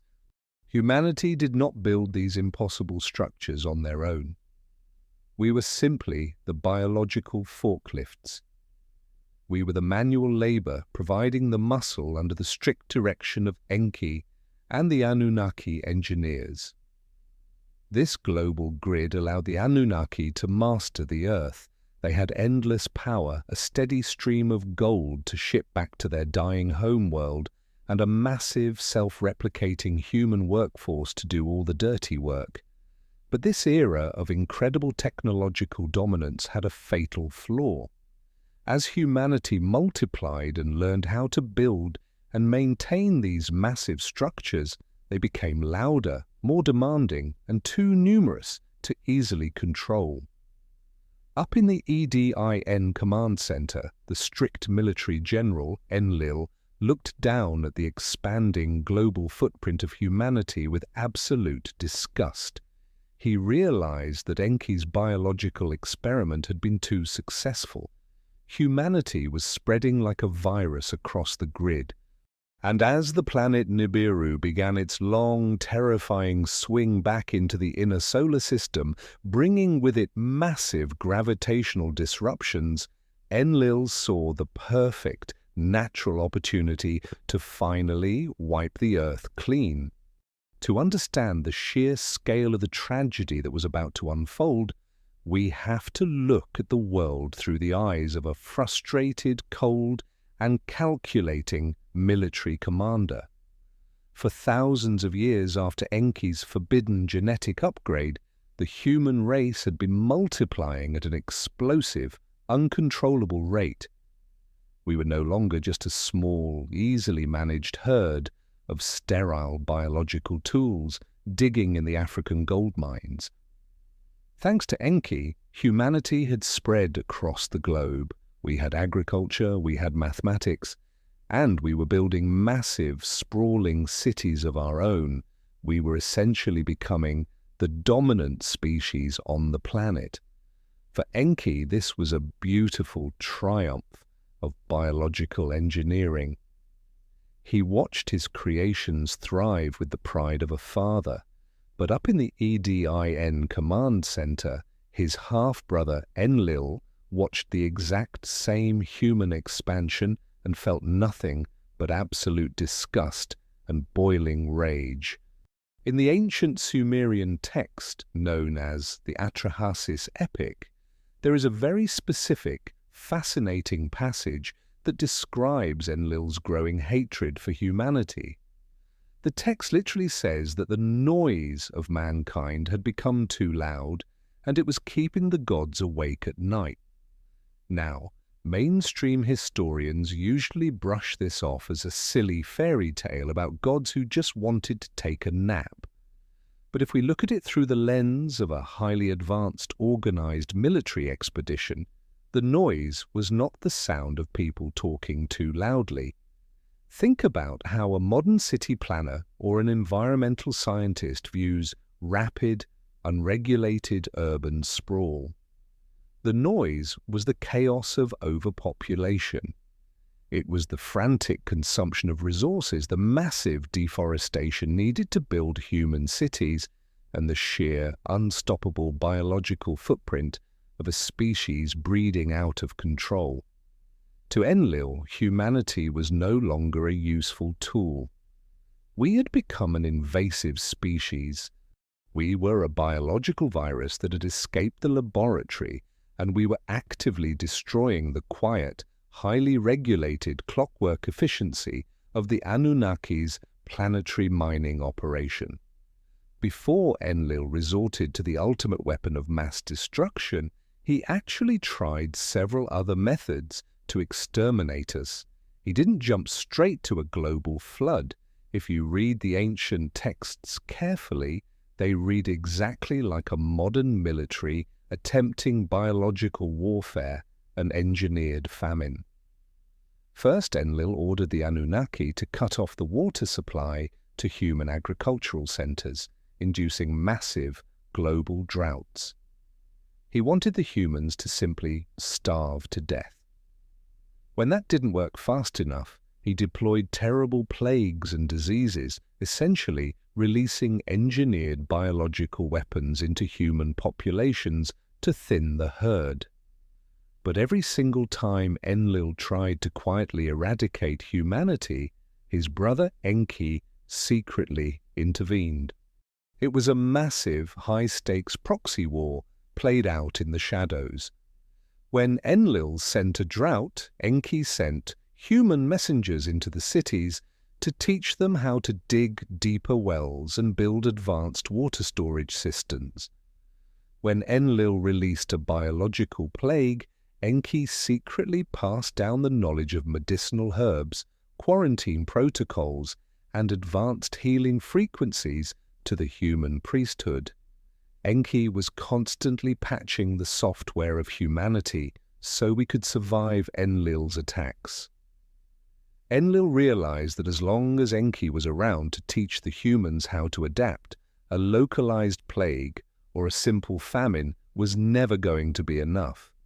He needed a planetary-scale reset. He needed an extinction-level event that was so massive, so incredibly destructive, that even the brilliant chief science officer couldn't engineer a way out of it. And as fate would have it, the solar system was about to hand Enlil the ultimate weapon. To understand the true scientific nature of the Great Flood, you have to completely erase the Sunday school image of 40 days and 40 nights of rain. A long rainstorm cannot cover the highest mountains on Earth. There simply isn't enough water vapor in the atmosphere to make that mathematically possible. The global cataclysm described by the Sumerians and echoed in over 500 distinct flood myths from cultures all around the world was not a weather event. It was a massive, violent geological and astronomical displacement. It all goes back to the Anunnaki's home planet, Nibiru. Remember that Nibiru has a massive, highly elliptical orbit that takes 3,600 years to complete. Just like our tiny moon exerts a gravitational pull on the Earth that controls the gentle rise and fall of our ocean tides, imagine the terrifying gravitational force of a massive, super-dense planet swinging through the inner solar system. According to the translated texts and the theories of ancient astronaut researchers, as Nibiru made its massive orbital return, its immense gravitational field began to grip the Earth. It created extreme magnetic stress, triggering massive volcanic eruptions and devastating earthquakes worldwide. But the most dangerous threat was sitting at the bottom of the world, the massive, miles-thick ice sheets of Antarctica. Mainstream geology acknowledges that around 10,000 to 12,000 years ago, at the end of the last ice age, a period known as the Younger Dryas, the Earth experienced violent, sudden climate changes and massive sea level rises. The Anunnaki texts provide the horrific mechanism for this. The extreme gravitational pull of the approaching planet, combined with warming temperatures, caused the immense, heavy ice shelves of the South Pole to become unstable. Enlil's elite Anunnaki scientists monitoring the planet from their command centers ran the mathematical models and realized what was about to happen. The massive Antarctic ice sheet was going to slip off the continental bedrock and crash directly into the Southern Ocean. To understand the physics of this, think of a glass filled to the brim with water.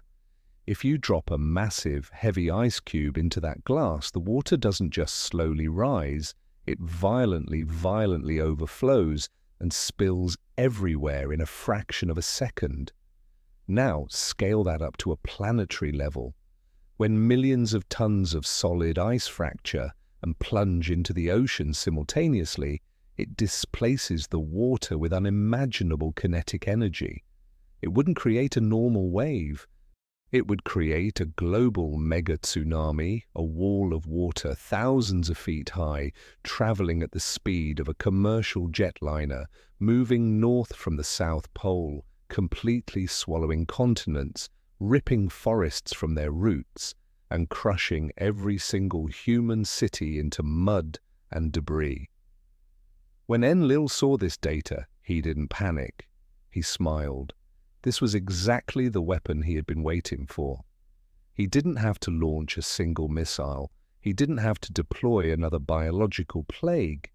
Nature was about to do the dirty work for him, completely washing the earth clean of the human infection. Enlil immediately convened a supreme council of the Anunnaki leaders. The emergency protocol was simple. The gods would pack up their most vital technology, abandon the surface of the Earth, and launch their spacecraft into the safety of Earth's upper orbit. They would sit in their ships, much like astronauts on the International Space Station today, and watch the mega tsunami wipe out the entire human race from a safe distance. Once the waters receded and the mud settled, they could return to a perfectly quiet, pristine, and human-free planet to resume their mining operations. But Enlil knew there was one massive liability to this plan: his brother, Enki. He knew that if Enki found out about the impending doom, he would use his brilliant scientific mind to figure out a way to save his beloved human creations.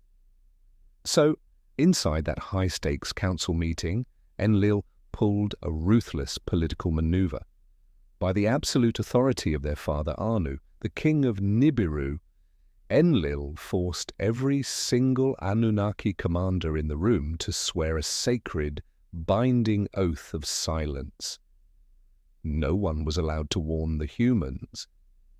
No one was allowed to interfere with the natural cosmic disaster. The human race was officially sentenced to death by the Supreme Court of the gods. Enki was devastated. He was forced to stand in that council chamber, surrounded by his peers, and swear the oath of silence. He legally bound himself not to speak a single word of the impending mega-tsunami to the human race. The trap was perfectly set. The Anunnaki began secretly boarding their shuttles. The massive gravitational pull of the approaching planet was already causing the ground to shake. The ice sheets in the south were groaning, fracturing, and preparing to slip. Humanity, completely ignorant of the cosmic physics playing out above their heads, continued their daily lives in the sprawling cities below, completely unaware that a wall of water was about to erase their entire existence. But Enlil had made one fatal miscalculation. He underestimated the sheer brilliance, the rebellious spirit, and the deep, profound love that a master engineer has for his greatest creation. Enki had sworn an oath not to speak to a human, but he never swore that he wouldn't speak to a wall.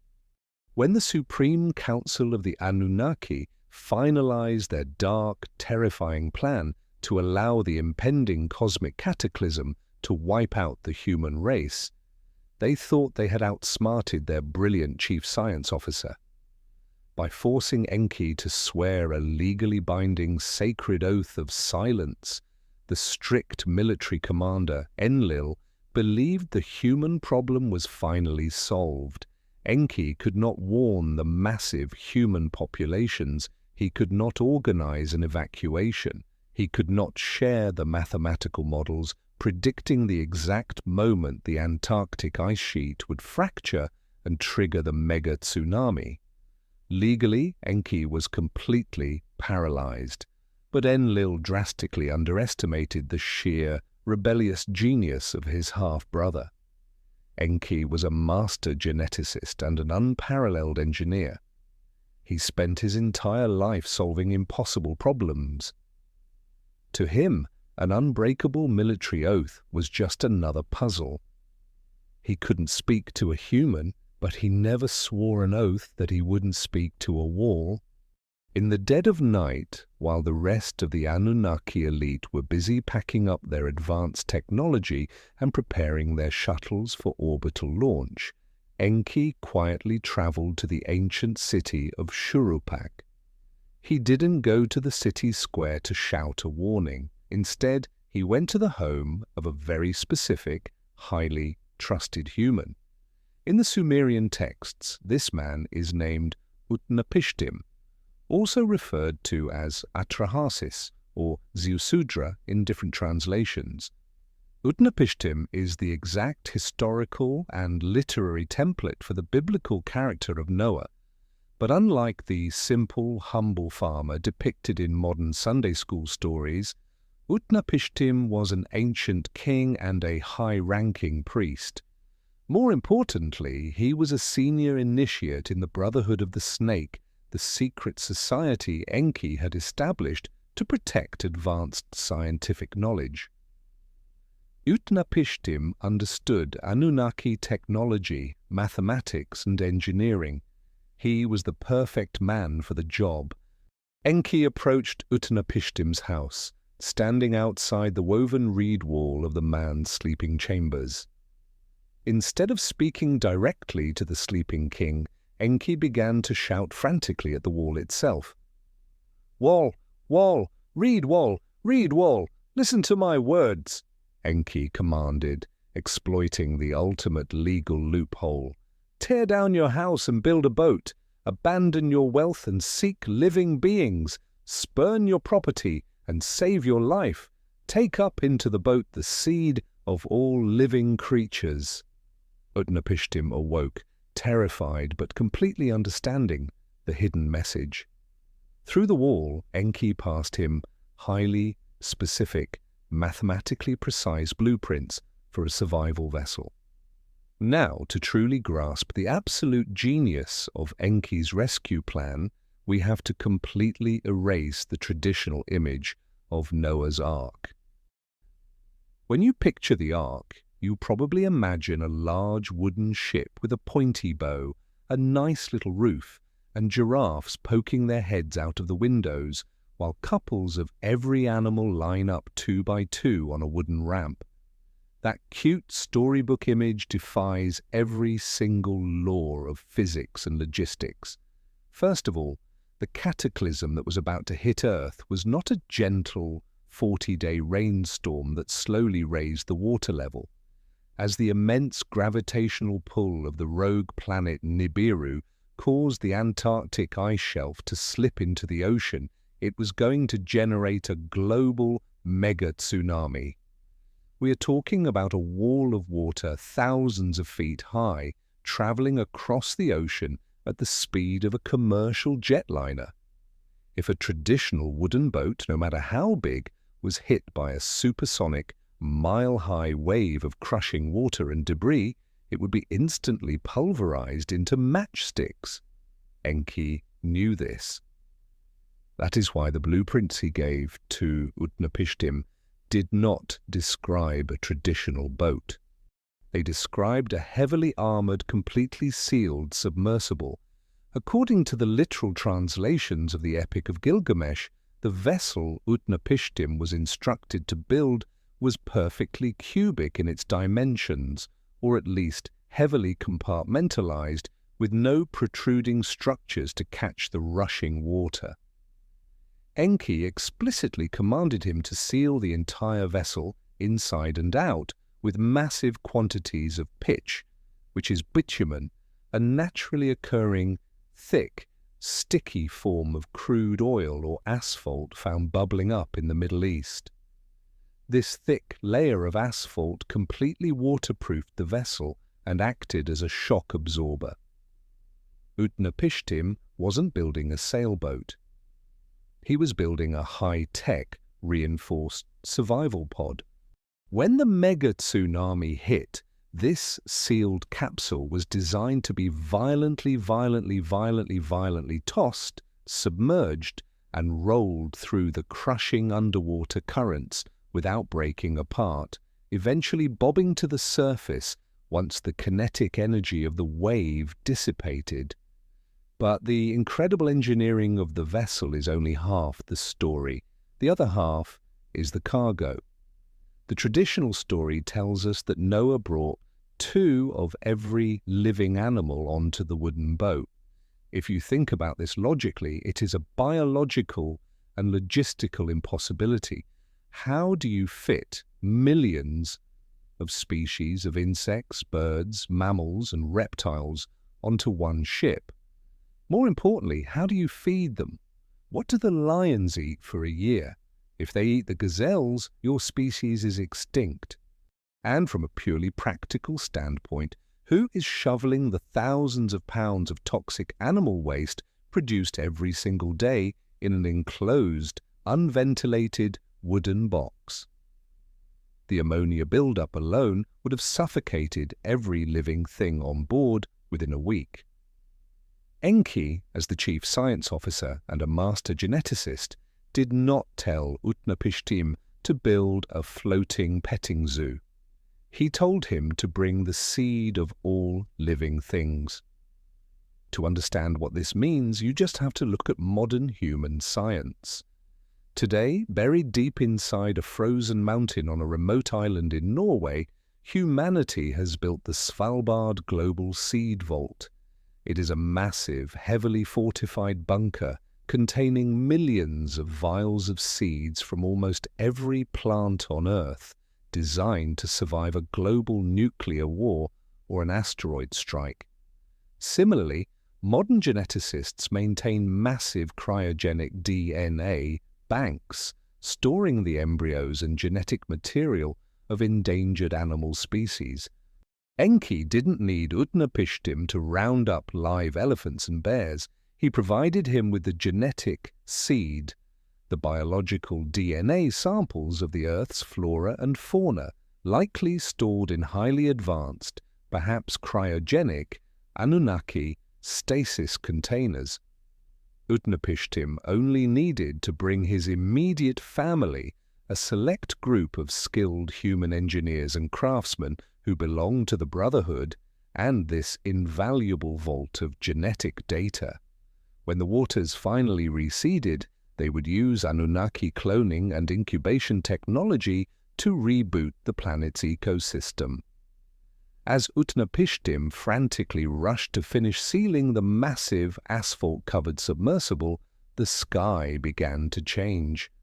The ancient texts describe terrifying astronomical phenomena. The sky turned black in the middle of the day. The roaring storm approached. The gravitational shear of Nibiru was ripping the Earth's crust apart.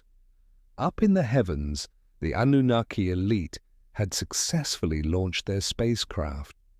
They broke through the atmosphere and entered safe, high-altitude Earth orbit.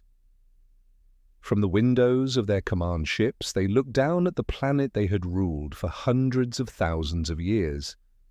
What they witnessed was pure, unadulterated cosmic horror.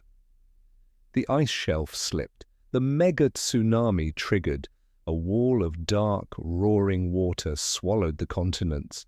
The massive, beautiful cities the humans had built, the sprawling agricultural grids, and the millions of primitive workers were instantly crushed beneath millions of tons of churning mud and water.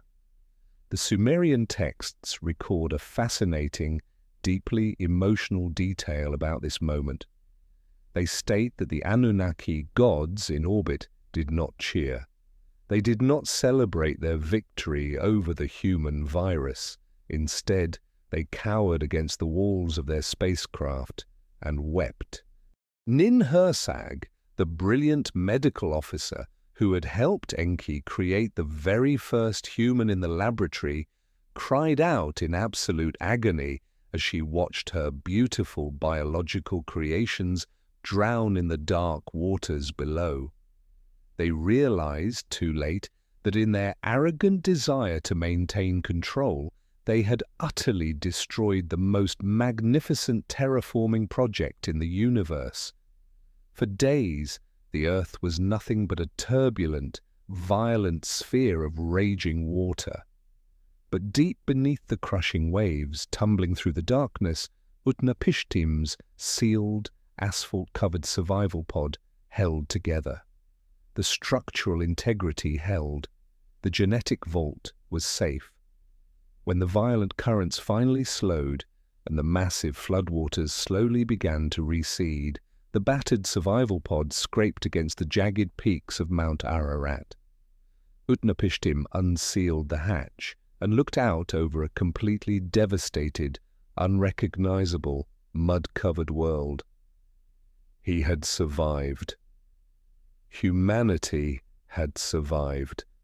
And up in Earth orbit, as the Anunnaki sensors scanned the receding waters to confirm the total extinction of the human race, Enlil was about to receive a massive, infuriating shock. His perfect natural weapon of mass destruction had failed. Enki had outsmarted him again, and the forbidden legacy of human genetics was about to walk right back out onto the muddy surface of the Earth to start all over again. When the roaring floodwaters finally receded, the Earth was a completely unrecognizable wasteland. Imagine stepping out of a bomb shelter after a global nuclear war. The massive, high-tech Anunnaki cities, the sprawling agricultural grids, and millions of humans were buried beneath an ocean of thick, suffocating mud. Utnapishtim unsealed his heavily armored, asphalt-coated submersible, walked out onto the desolate peaks of Mount Ararat, and immediately built a fire to roast a small offering of food. High up in Earth's orbit, the Anunnaki elite were starving.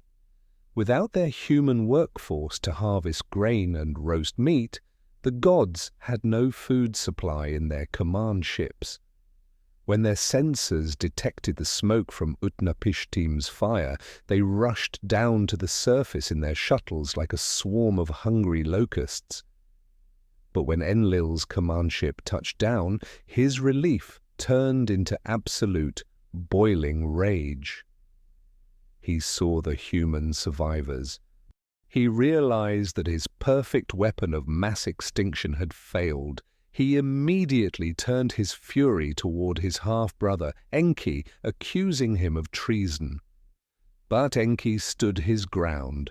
He masterfully argued that he hadn't broken his oath to the council, he had merely spoken to a wall. Furthermore, Enki pointed out the brutal, practical reality to Enlil. The Anunnaki needed humanity. If they were going to rebuild their massive planetary mining operations and feed themselves, they could not do it alone. They desperately needed the human workforce to reboot civilization. Grudgingly, Enlil conceded, a new, fragile treaty was formed among the Anunnaki leadership. They decided to divide the devastated planet into brand new zones of control, much like the Allied powers dividing up the global map after World War II. Enlil and his descendants kept control of the Middle East, rebuilding Mesopotamia. But Enki, the master engineer, was granted dominion over the continent of Africa. And it is here, in the fertile mud of the Nile River Valley, that Enki's technological fingerprints reappear under a brand new alias.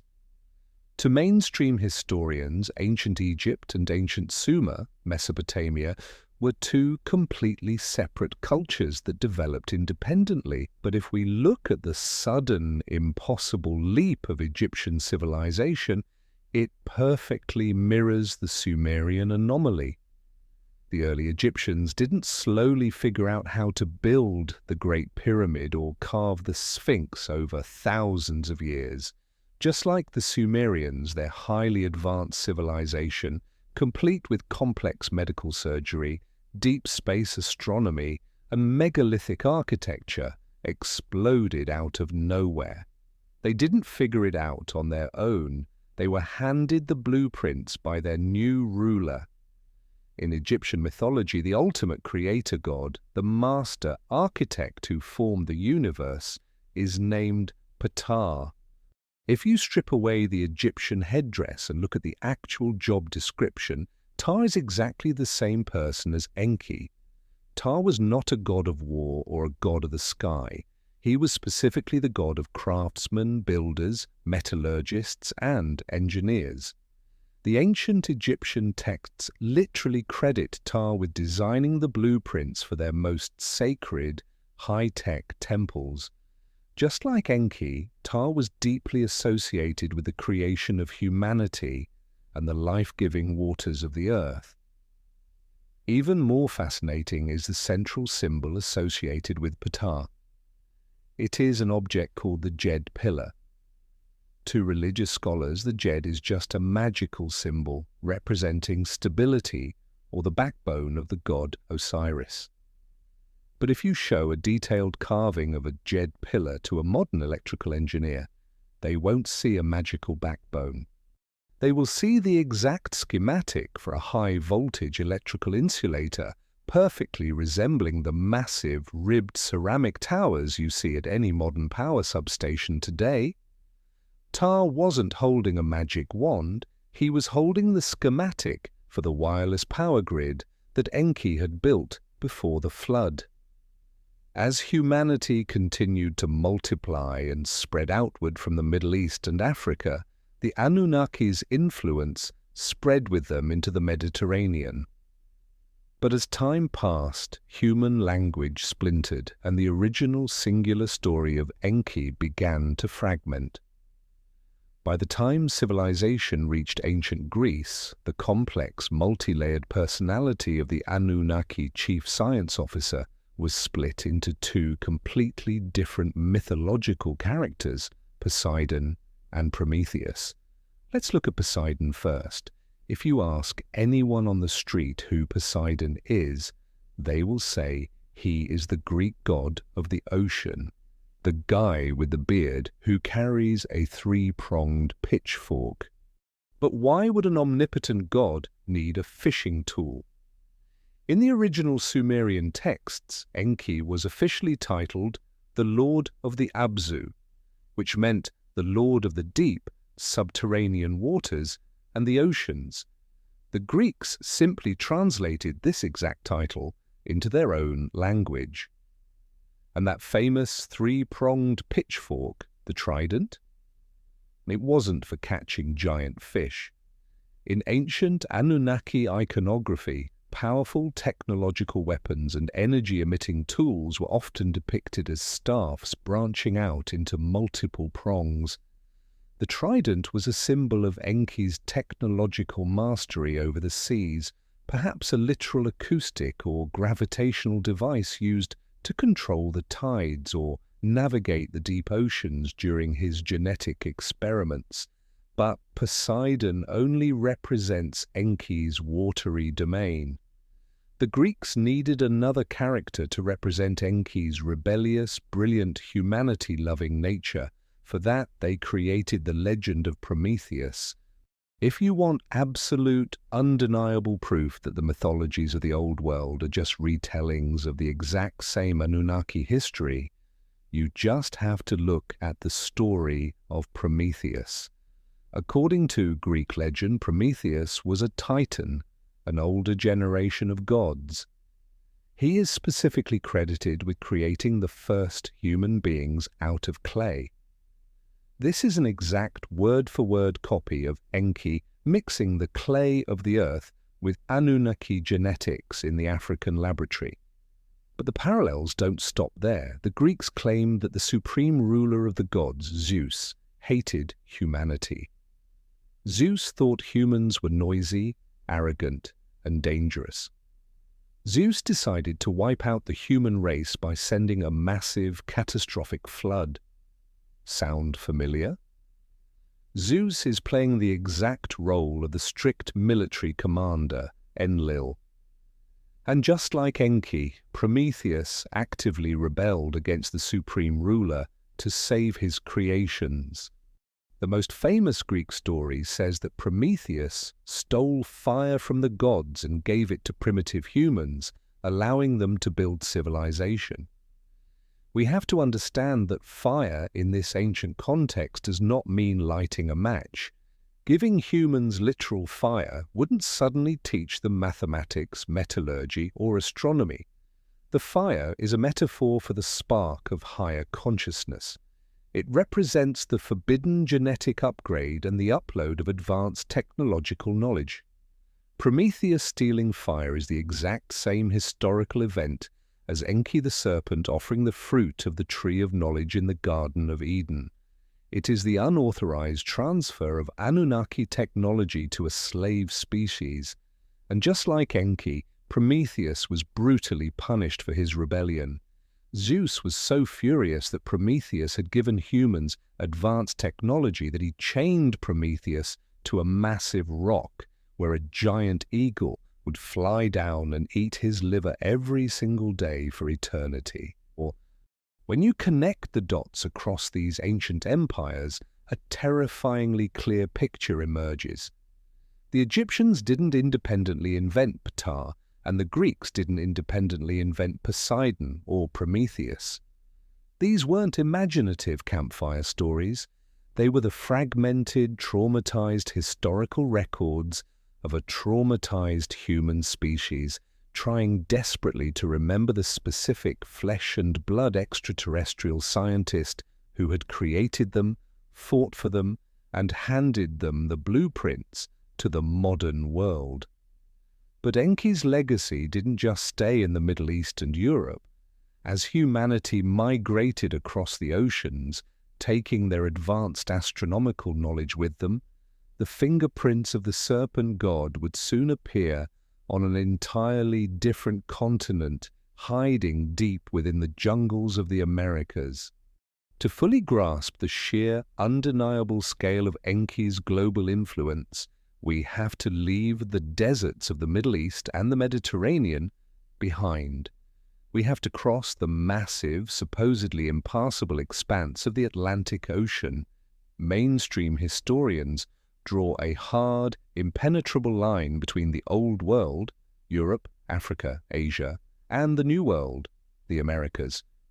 They insist that the ancient cultures of Mesoamerica, the Olmecs, the Mayans, and the Aztecs, developed in total, absolute isolation. We are told that these indigenous people, hacking their way through dense, impenetrable jungles, somehow, completely, independently, figured out how to build perfectly aligned megalithic pyramids, chart the complex orbits of distant planets, and invent a mathematically flawless calendar system. But if you look at the actual evidence through an engineering and investigative lens, the idea of independent invention falls apart. You don't get the exact same highly advanced technological blueprints, the exact same astronomical obsessions, and the exact same architectural designs popping up on completely disconnected continents by pure coincidence. The civilizations in the Americas didn't guess their way into high technology. They had the exact same teacher as the Sumerians and the Egyptians. When the Spanish conquistadors finally arrived in Central America in the 1500s, they didn't just find primitive tribes, they found towering stone cities and complex societies that worshipped a supreme creator god. To the Aztecs, his name was Quetzalcoatl. To the Mayans, he was Kukulkan. Both names translate to the exact same bizarre, highly specific title, the feathered serpent. If you strip away the colorful headdresses and the later jungle mythology, the historical biography of Quetzalcoatl is a perfect, undeniable carbon copy of Enki. According to Mesoamerican records, Quetzalcoatl did not originate in the jungle. He arrived from across the Eastern Sea. He is described in ancient codices not as a magical, invisible spirit, but as a physical, tangible being who walked among the people. Just like Enki in Sumer and Ptah in Egypt, Quetzalcoatl was not a god of war. He was the supreme god of knowledge, science, and creation. The native legends explicitly state that before Quetzalcoatl arrived, they were primitive, living in the dirt and struggling to survive. It was the feathered serpent who personally handed them the gift of advanced agriculture.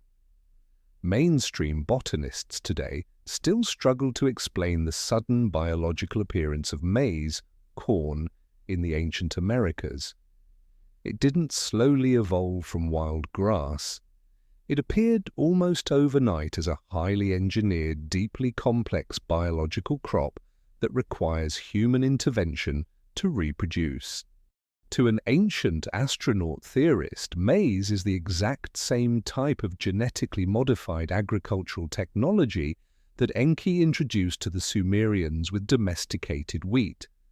Quetzalcoatl also gave the Mesoamericans advanced mathematics and astronomy.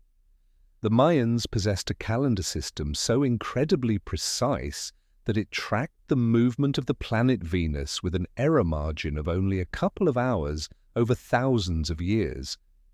They didn't calculate this by simply staring at the sky through the jungle canopy.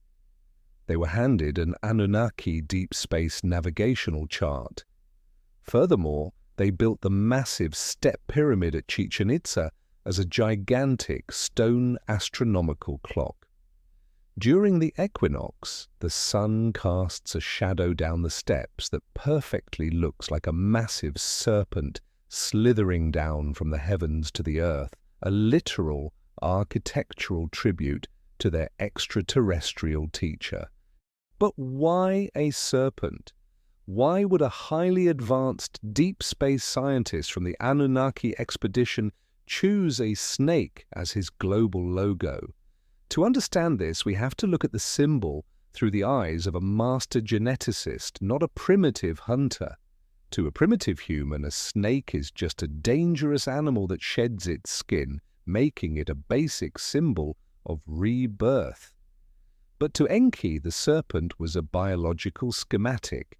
Enki's personal emblem in the ancient Sumerian texts was two intertwined serpents wrapping around a central staff. If you show that ancient carving to any modern molecular biologist today, they will instantly recognize it. It is a perfect, structurally accurate diagram of the DNA double helix. Enki used the intertwined serpents to represent his ultimate crowning achievement, the genetic splicing and biological engineering of the human race. When the Mesoamericans called him the feathered serpent, they were adding another crucial layer of technological observation. Feathers represent the ability to fly. A serpent represents advanced genetics and wisdom. Therefore, the feathered serpent was simply a primitive, poetic way of describing an airborne geneticist or a wise one who travels in a flying craft. This brings us to one of the most tragic and successful corporate smear campaigns in the history of our planet. If Enki, the serpent, was the brilliant scientist who fought Enlil to save humanity from the Great Flood, who gave us agriculture, mathematics, and the ability to reproduce and think for ourselves, why is the serpent considered the ultimate symbol of pure evil today? To answer that, you have to look at who wrote the history books that shaped our modern world. After the flood, the intense rivalry between Enki and the rigid military commander, Enlil, didn't end. It escalated into massive territorial wars between their Anunnaki descendants. Eventually, the faction aligned with Enlil, the faction that demanded absolute obedience, strict hierarchy, and viewed humans merely as biological slaves, gained dominant control over the major populations of the Middle East. When you win a war, you get to rewrite the history. And Enlil's faction executed the ultimate PR campaign to completely destroy Enki's reputation. They took the original Sumerian historical records and heavily edited them to create the religious texts that would eventually form the foundation of modern Orthodox religions. In these rewritten, sanitized versions, the complex biological laboratory of the E.DIN was turned into a magical fairy tale Garden of Eden. Enlil positioned himself as the single infallible god who demanded blind obedience from his naked human pets. And what did they do to Enki? They took the brilliant scientist who had secretly unlocked human DNA, the being who had offered humanity the tree of knowledge, so they could become self-aware and reproduce, and they turned him into the villain. Enki's symbol, the serpent of wisdom, was deliberately distorted into Satan, the devil, the great deceiver. Think about the absurdity of the traditional Garden of Eden story if you view it logically. The god in that story, Enlil, wants to keep humans ignorant, naked, and completely unaware of the difference between right and wrong. The evil serpent, Enki, simply tells the humans the truth. If you eat this fruit, receive this genetic upgrade, your eyes will be opened and you will become like the gods. The serpent didn't lie. The humans gained self-awareness, and as punishment for getting smart, the angry commander kicked them out of the base camp. By villainizing the serpent, Enlil's priesthood successfully programmed humanity to fear their true creator, to fear forbidden scientific knowledge, and to blindly submit to strict, unquestioning religious authority. The symbol of the DNA double helix, a symbol of medical healing and profound enlightenment, was successfully rebranded as the ultimate icon of sin. But the legends of the New World preserve the original, uncorrupted truth of the serpent.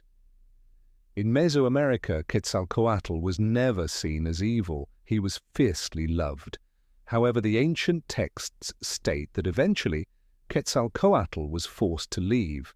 Following a bitter conflict with a rival, darker deity, echoing the eternal Anunnaki family feud, the feathered serpent boarded a raft of serpents, a description that strongly sounds like a massive multi-engine spacecraft or an amphibious Anunnaki vehicle, and flew back into the eastern sky.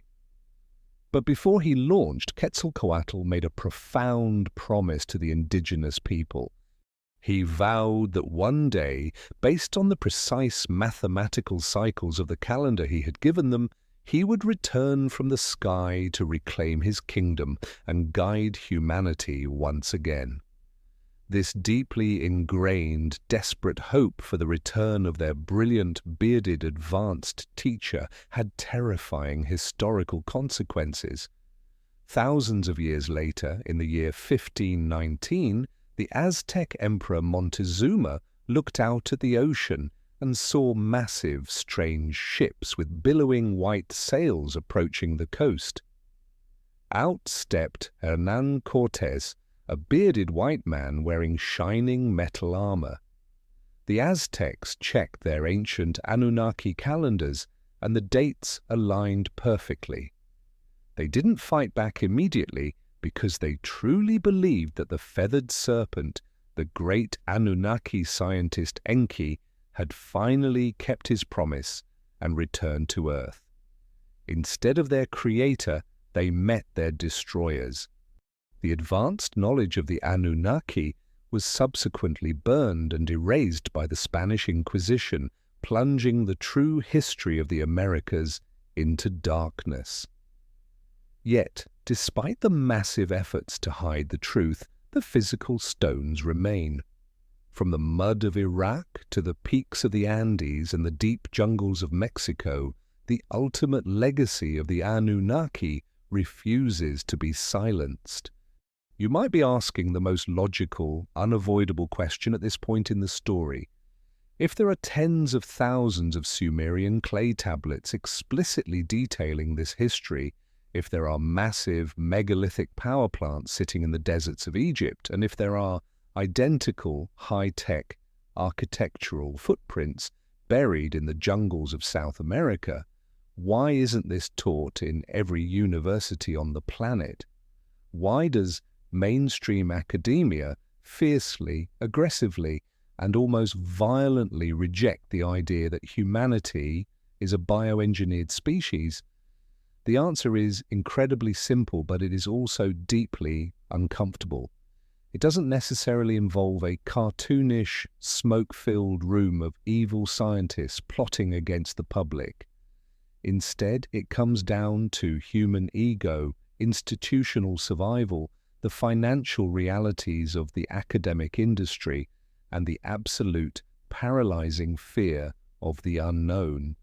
To understand the cover-up, you have to look at mainstream history and traditional evolutionary biology not as a solid, concrete foundation, but as a massive, intricate house of cards.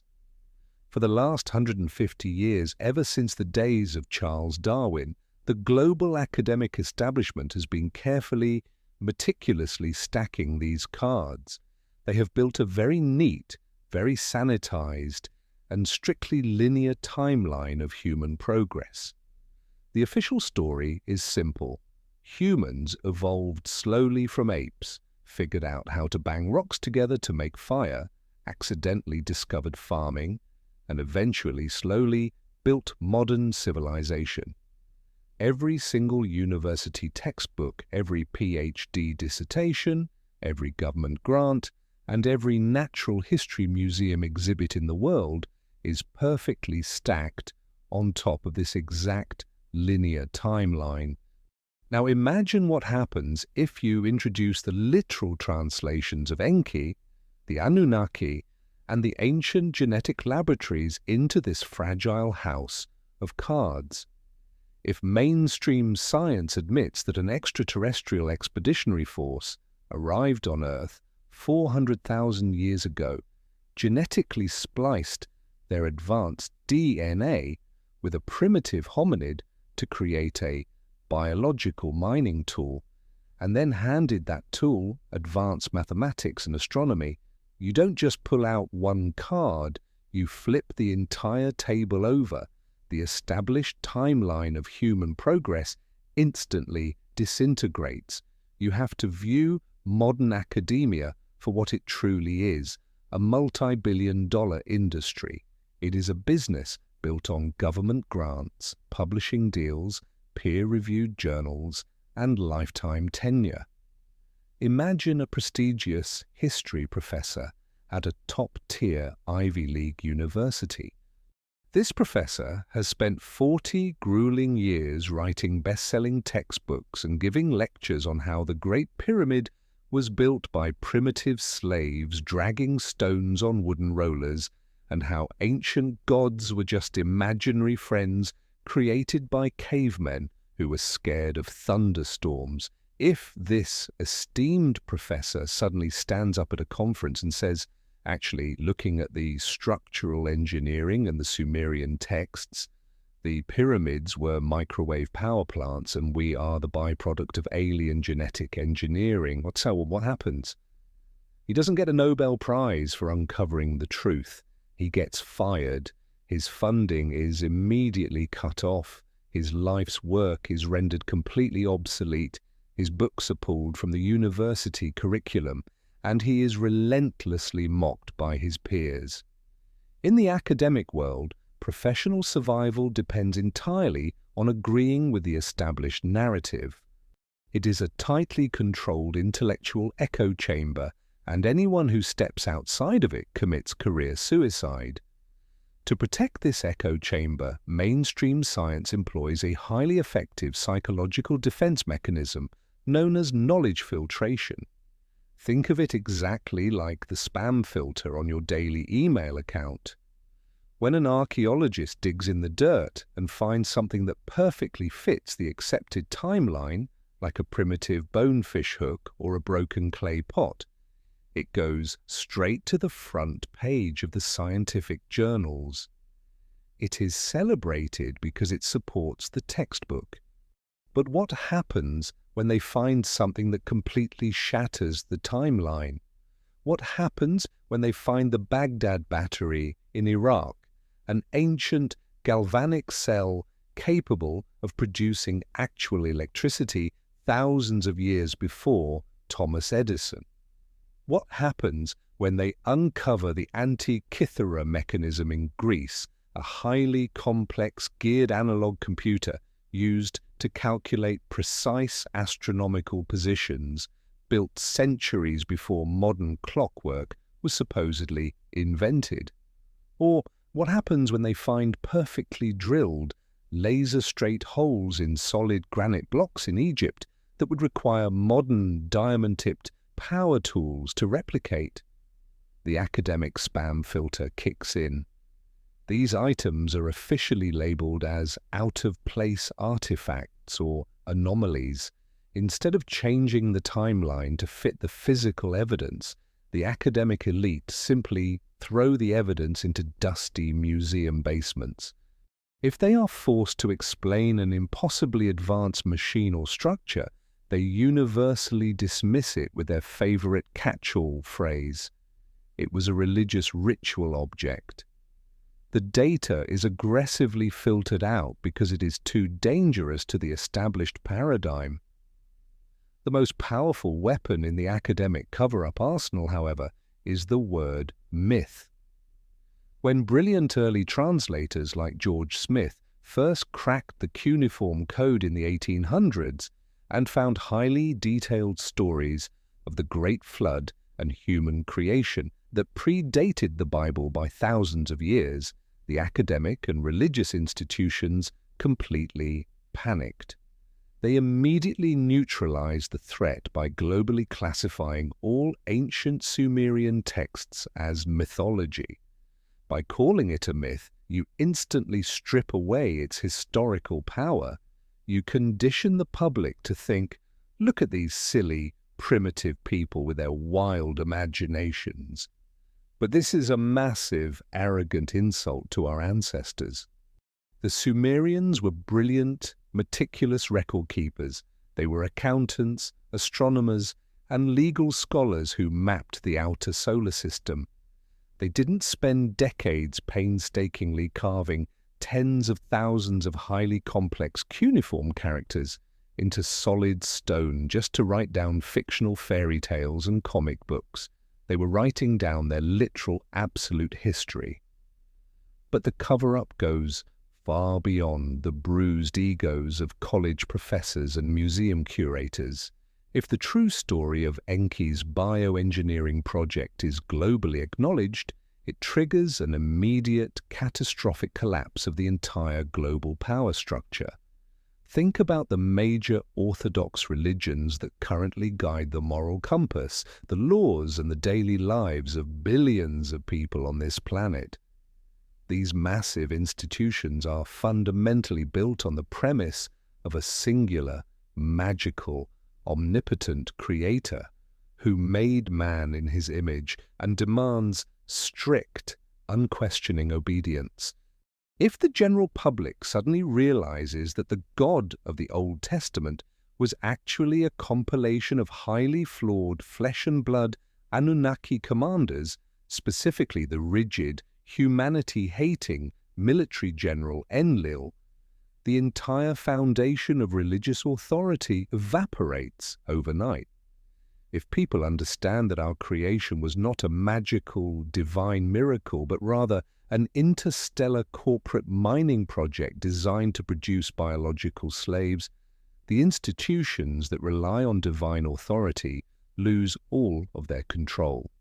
Academia and religious institutions, whether they actively coordinate it in secret or simply react out of mutual self-preservation, share a desperate need to keep the Anunnaki narrative permanently buried.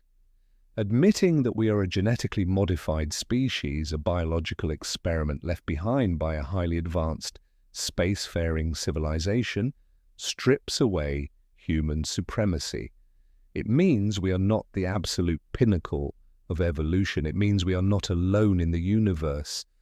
And most terrifyingly for the elite institutions that control our modern world, it means that the true, suppressed history of human potential is far greater, far older, and far more technologically advanced than they have ever allowed us to believe. If the academic establishment is merely the frontline defense, protecting their fragile timeline and their university funding, then who is actually calling the shots behind the curtain? Who is actively managing this global cover-up?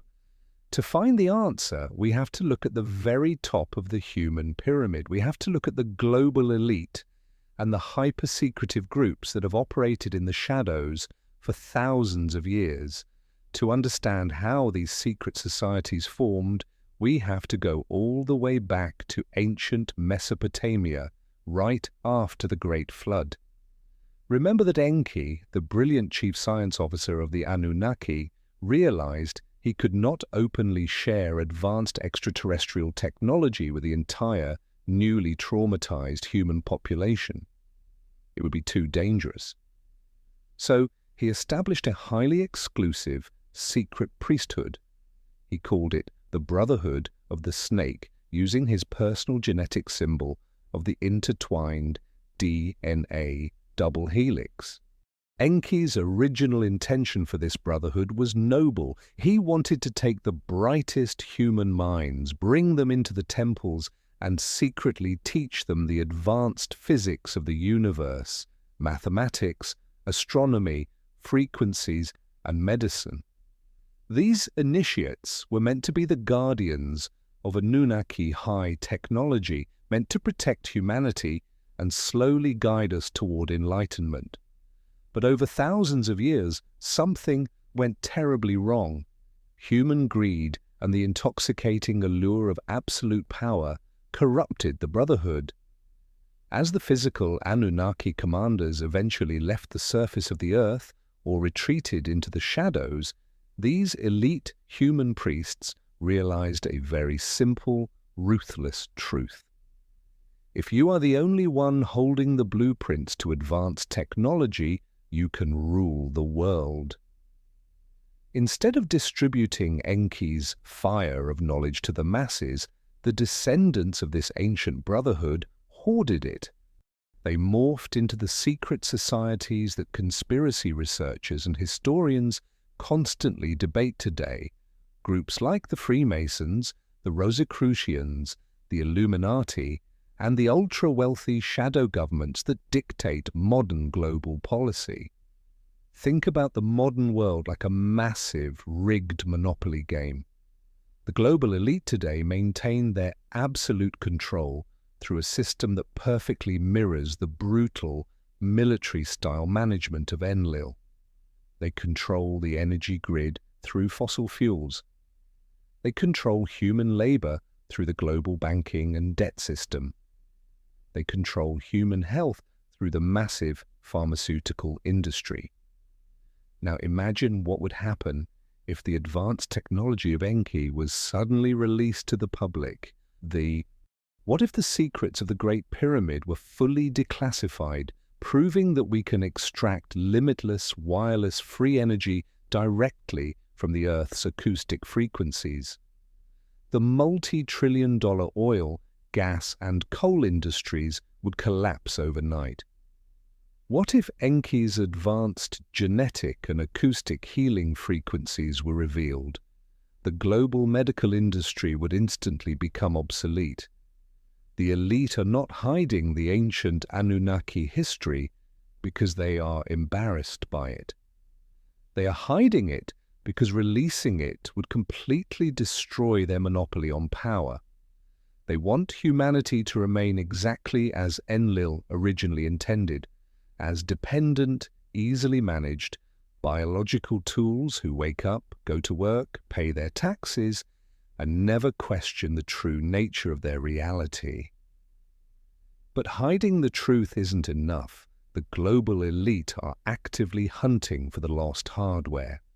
If we look at modern geopolitical conflicts through the lens of ancient astronaut theory, a terrifying new pattern emerges. Let's look at the Middle East. Mainstream news will tell you that the 2003 invasion of Iraq was strictly about modern politics, dictators, and weapons of mass destruction. But Iraq is modern-day Mesopotamia. It is the literal home of ancient Sumer, the city of Eridu, and the very first Anunnaki landing zones. During the chaos of the invasion, something incredibly suspicious happened in Baghdad. While the city was burning, highly organized, well-equipped teams bypassed the banks and the gold vaults. Instead, they went directly to the National Museum of Iraq. They didn't just smash display cases, they performed a highly targeted surgical extraction of specific ancient cuneiform tablets, cylindrical seals, and prehistoric artifacts. Tens of thousands of the oldest records of humanity vanished into thin air. Many researchers believe this was not a random looting by street criminals. It was a covert military operation ordered by the global elite to secure Anunnaki technology, perhaps even ancient stargates or communication arrays buried under the desert before independent researchers could study them. But the sands of the Middle East are just one piece of the puzzle. The most heavily guarded, secretive and mysterious location on the planet right now is not Area 51. It is a massive, freezing, desolate continent at the bottom of the world, Antarctica. To understand why Antarctica is the ultimate forbidden zone, we have to connect the dots back to the Great Flood. Remember that the global mega-tsunami was triggered when the massive Antarctic ice shelves became unstable and violently slipped into the ocean due to the gravitational pull of the rogue planet Nibiru. Before that cataclysm, Antarctica was not a frozen, uninhabitable wasteland. It was situated further north, featuring a temperate climate, dense forests, and according to ancient alien theorists, massive Anunnaki command centers and outposts. When the floodwaters receded and the Earth's axis shifted, Antarctica was plunged into a deep, eternal freeze, burying these colossal, ancient megastructures under 2 miles of solid ice. For thousands of years, this Anunnaki hardware was perfectly preserved, flash-frozen like a prehistoric mammoth. But today, using highly advanced, ground-penetrating satellite radar, the elite can see exactly what is under the ice. And the geopolitical behavior surrounding Antarctica is completely bizarre. In 1959, at the height of the Cold War, when the United States and the Soviet Union were pointing nuclear weapons at each other, they suddenly stopped arguing, sat down, and signed the Antarctic Treaty. This treaty locked down the entire continent. Even today, you cannot simply charter a private plane and go explore Antarctica on your own. You will be intercepted by international military forces. It is the most strictly regulated landmass on Earth, yet the world's most powerful people secretly flock there. Over the last few years, we have seen high-ranking military generals, prominent global politicians, billionaire tech CEOs, and even top religious leaders take sudden, unannounced, highly classified trips to the freezing South Pole. Why would the most powerful people in the world suddenly drop everything to go look at penguins and icebergs? They aren't looking at ice. They are inspecting the excavation sites. Whistleblowers and leaked reports from covert military operations suggest that massive, miles-wide structures have been discovered beneath the Antarctic ice. These aren't just stone pyramids, they are metallic, high-tech installations and potentially massive, crashed or dormant extraterrestrial spacecraft left behind by the Anunnaki during the chaotic evacuation before the flood. The elite are quietly mobilizing black-budget scientific teams to reverse engineer this frozen technology. They are digging through the ice to recover the ultimate prizes of the ancient world. If they can unlock the propulsion systems of Enki's ships or the biological supercomputers of the Anunnaki command centers, they will achieve a level of technological supremacy that will make their current global monopoly look like child's play. We are living in a profound, incredibly dangerous moment in human history. We are a species suffering from engineered amnesia, ruled by a secretive elite who are actively raiding the tombs of our true creators. The suppressed legacy of Enki is not just a fascinating myth from the ancient past. It is the ultimate hidden key to our future. And the race to control that key is happening right now, deep underground and under the ice, completely hidden from the eyes of the public. We have journeyed from the scorching sands of ancient Mesopotamia, where indestructible clay tablets still hold the greatest secrets of the universe, all the way to the frozen, heavily guarded ice shelves of modern Antarctica. When you strip away the layers of religious dogma, the fragile egos of mainstream academia, and thousands of years of deliberate corporate cover-ups, the true story of human origins is far more spectacular and terrifying than anything you were ever taught in a high school history class. The legacy of Enki is not just a dusty myth. He was not a magical spirit floating on a cloud demanding blind worship. He was a brilliant, rebellious, flesh and blood extraterrestrial scientist. He was the master geneticist who looked at a primitive bipedal hominid roaming the African plains and saw the potential for absolute greatness. He gave us our profound DNA upgrade, unlocking our self-awareness. He handed us the highly advanced mathematical and astronomical tools to build towering global civilizations out of the mud. And when the strict, unforgiving military commander, Enlil, tried to wipe our entire species off the face of the Earth using a catastrophic planet-wide mega-tsunami, it was Enki who risked his own life to slip us the survival blueprints. He was the serpent in the garden offering the fruit of knowledge, the Prometheus who brought us the fire of consciousness, and the feathered serpent who promised he would one day return. Today, a highly secretive, ultra-wealthy global elite is desperately trying to keep this ancient truth permanently buried. They are actively hunting for the lost hardware of the Anunnaki. They want to hoard this prehistoric high technology, the wireless free energy grids, the advanced acoustic healing frequencies, and the deep space propulsion systems, because keeping humanity ignorant, divided, and dependent is the exact same strategy Enlil used. It is the only way they can maintain their absolute monopoly over our planet. But they cannot erase what is permanently coded inside of us. The very fact that humanity has survived brutal ice ages, devastating global floods, and thousands of years of engineered wars proves that we are an incredibly resilient, brilliantly engineered species. We are not a random accident of natural evolution, and we are certainly not just biological slaves meant to dig in the dirt. We are the ultimate surviving masterpiece of a lost super-civilization. The time for our collective planetary amnesia is finally over. It is time to wake up, question the official historical narrative, and reclaim our stolen legacy. But I want to hear from you. Do you believe the global elites are actively reverse engineering ancient Anunnaki spacecraft hidden deep beneath the Antarctic ice right now? Drop your wildest theories in the comments below.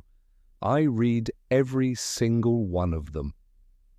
If this deep dive completely shattered the way you view human history, make sure to hit that subscribe button, share this video with someone who needs to hear the truth, and ring the notification bell so you never miss an episode as we continue to decode the greatest, most heavily guarded mysteries of our ancient past.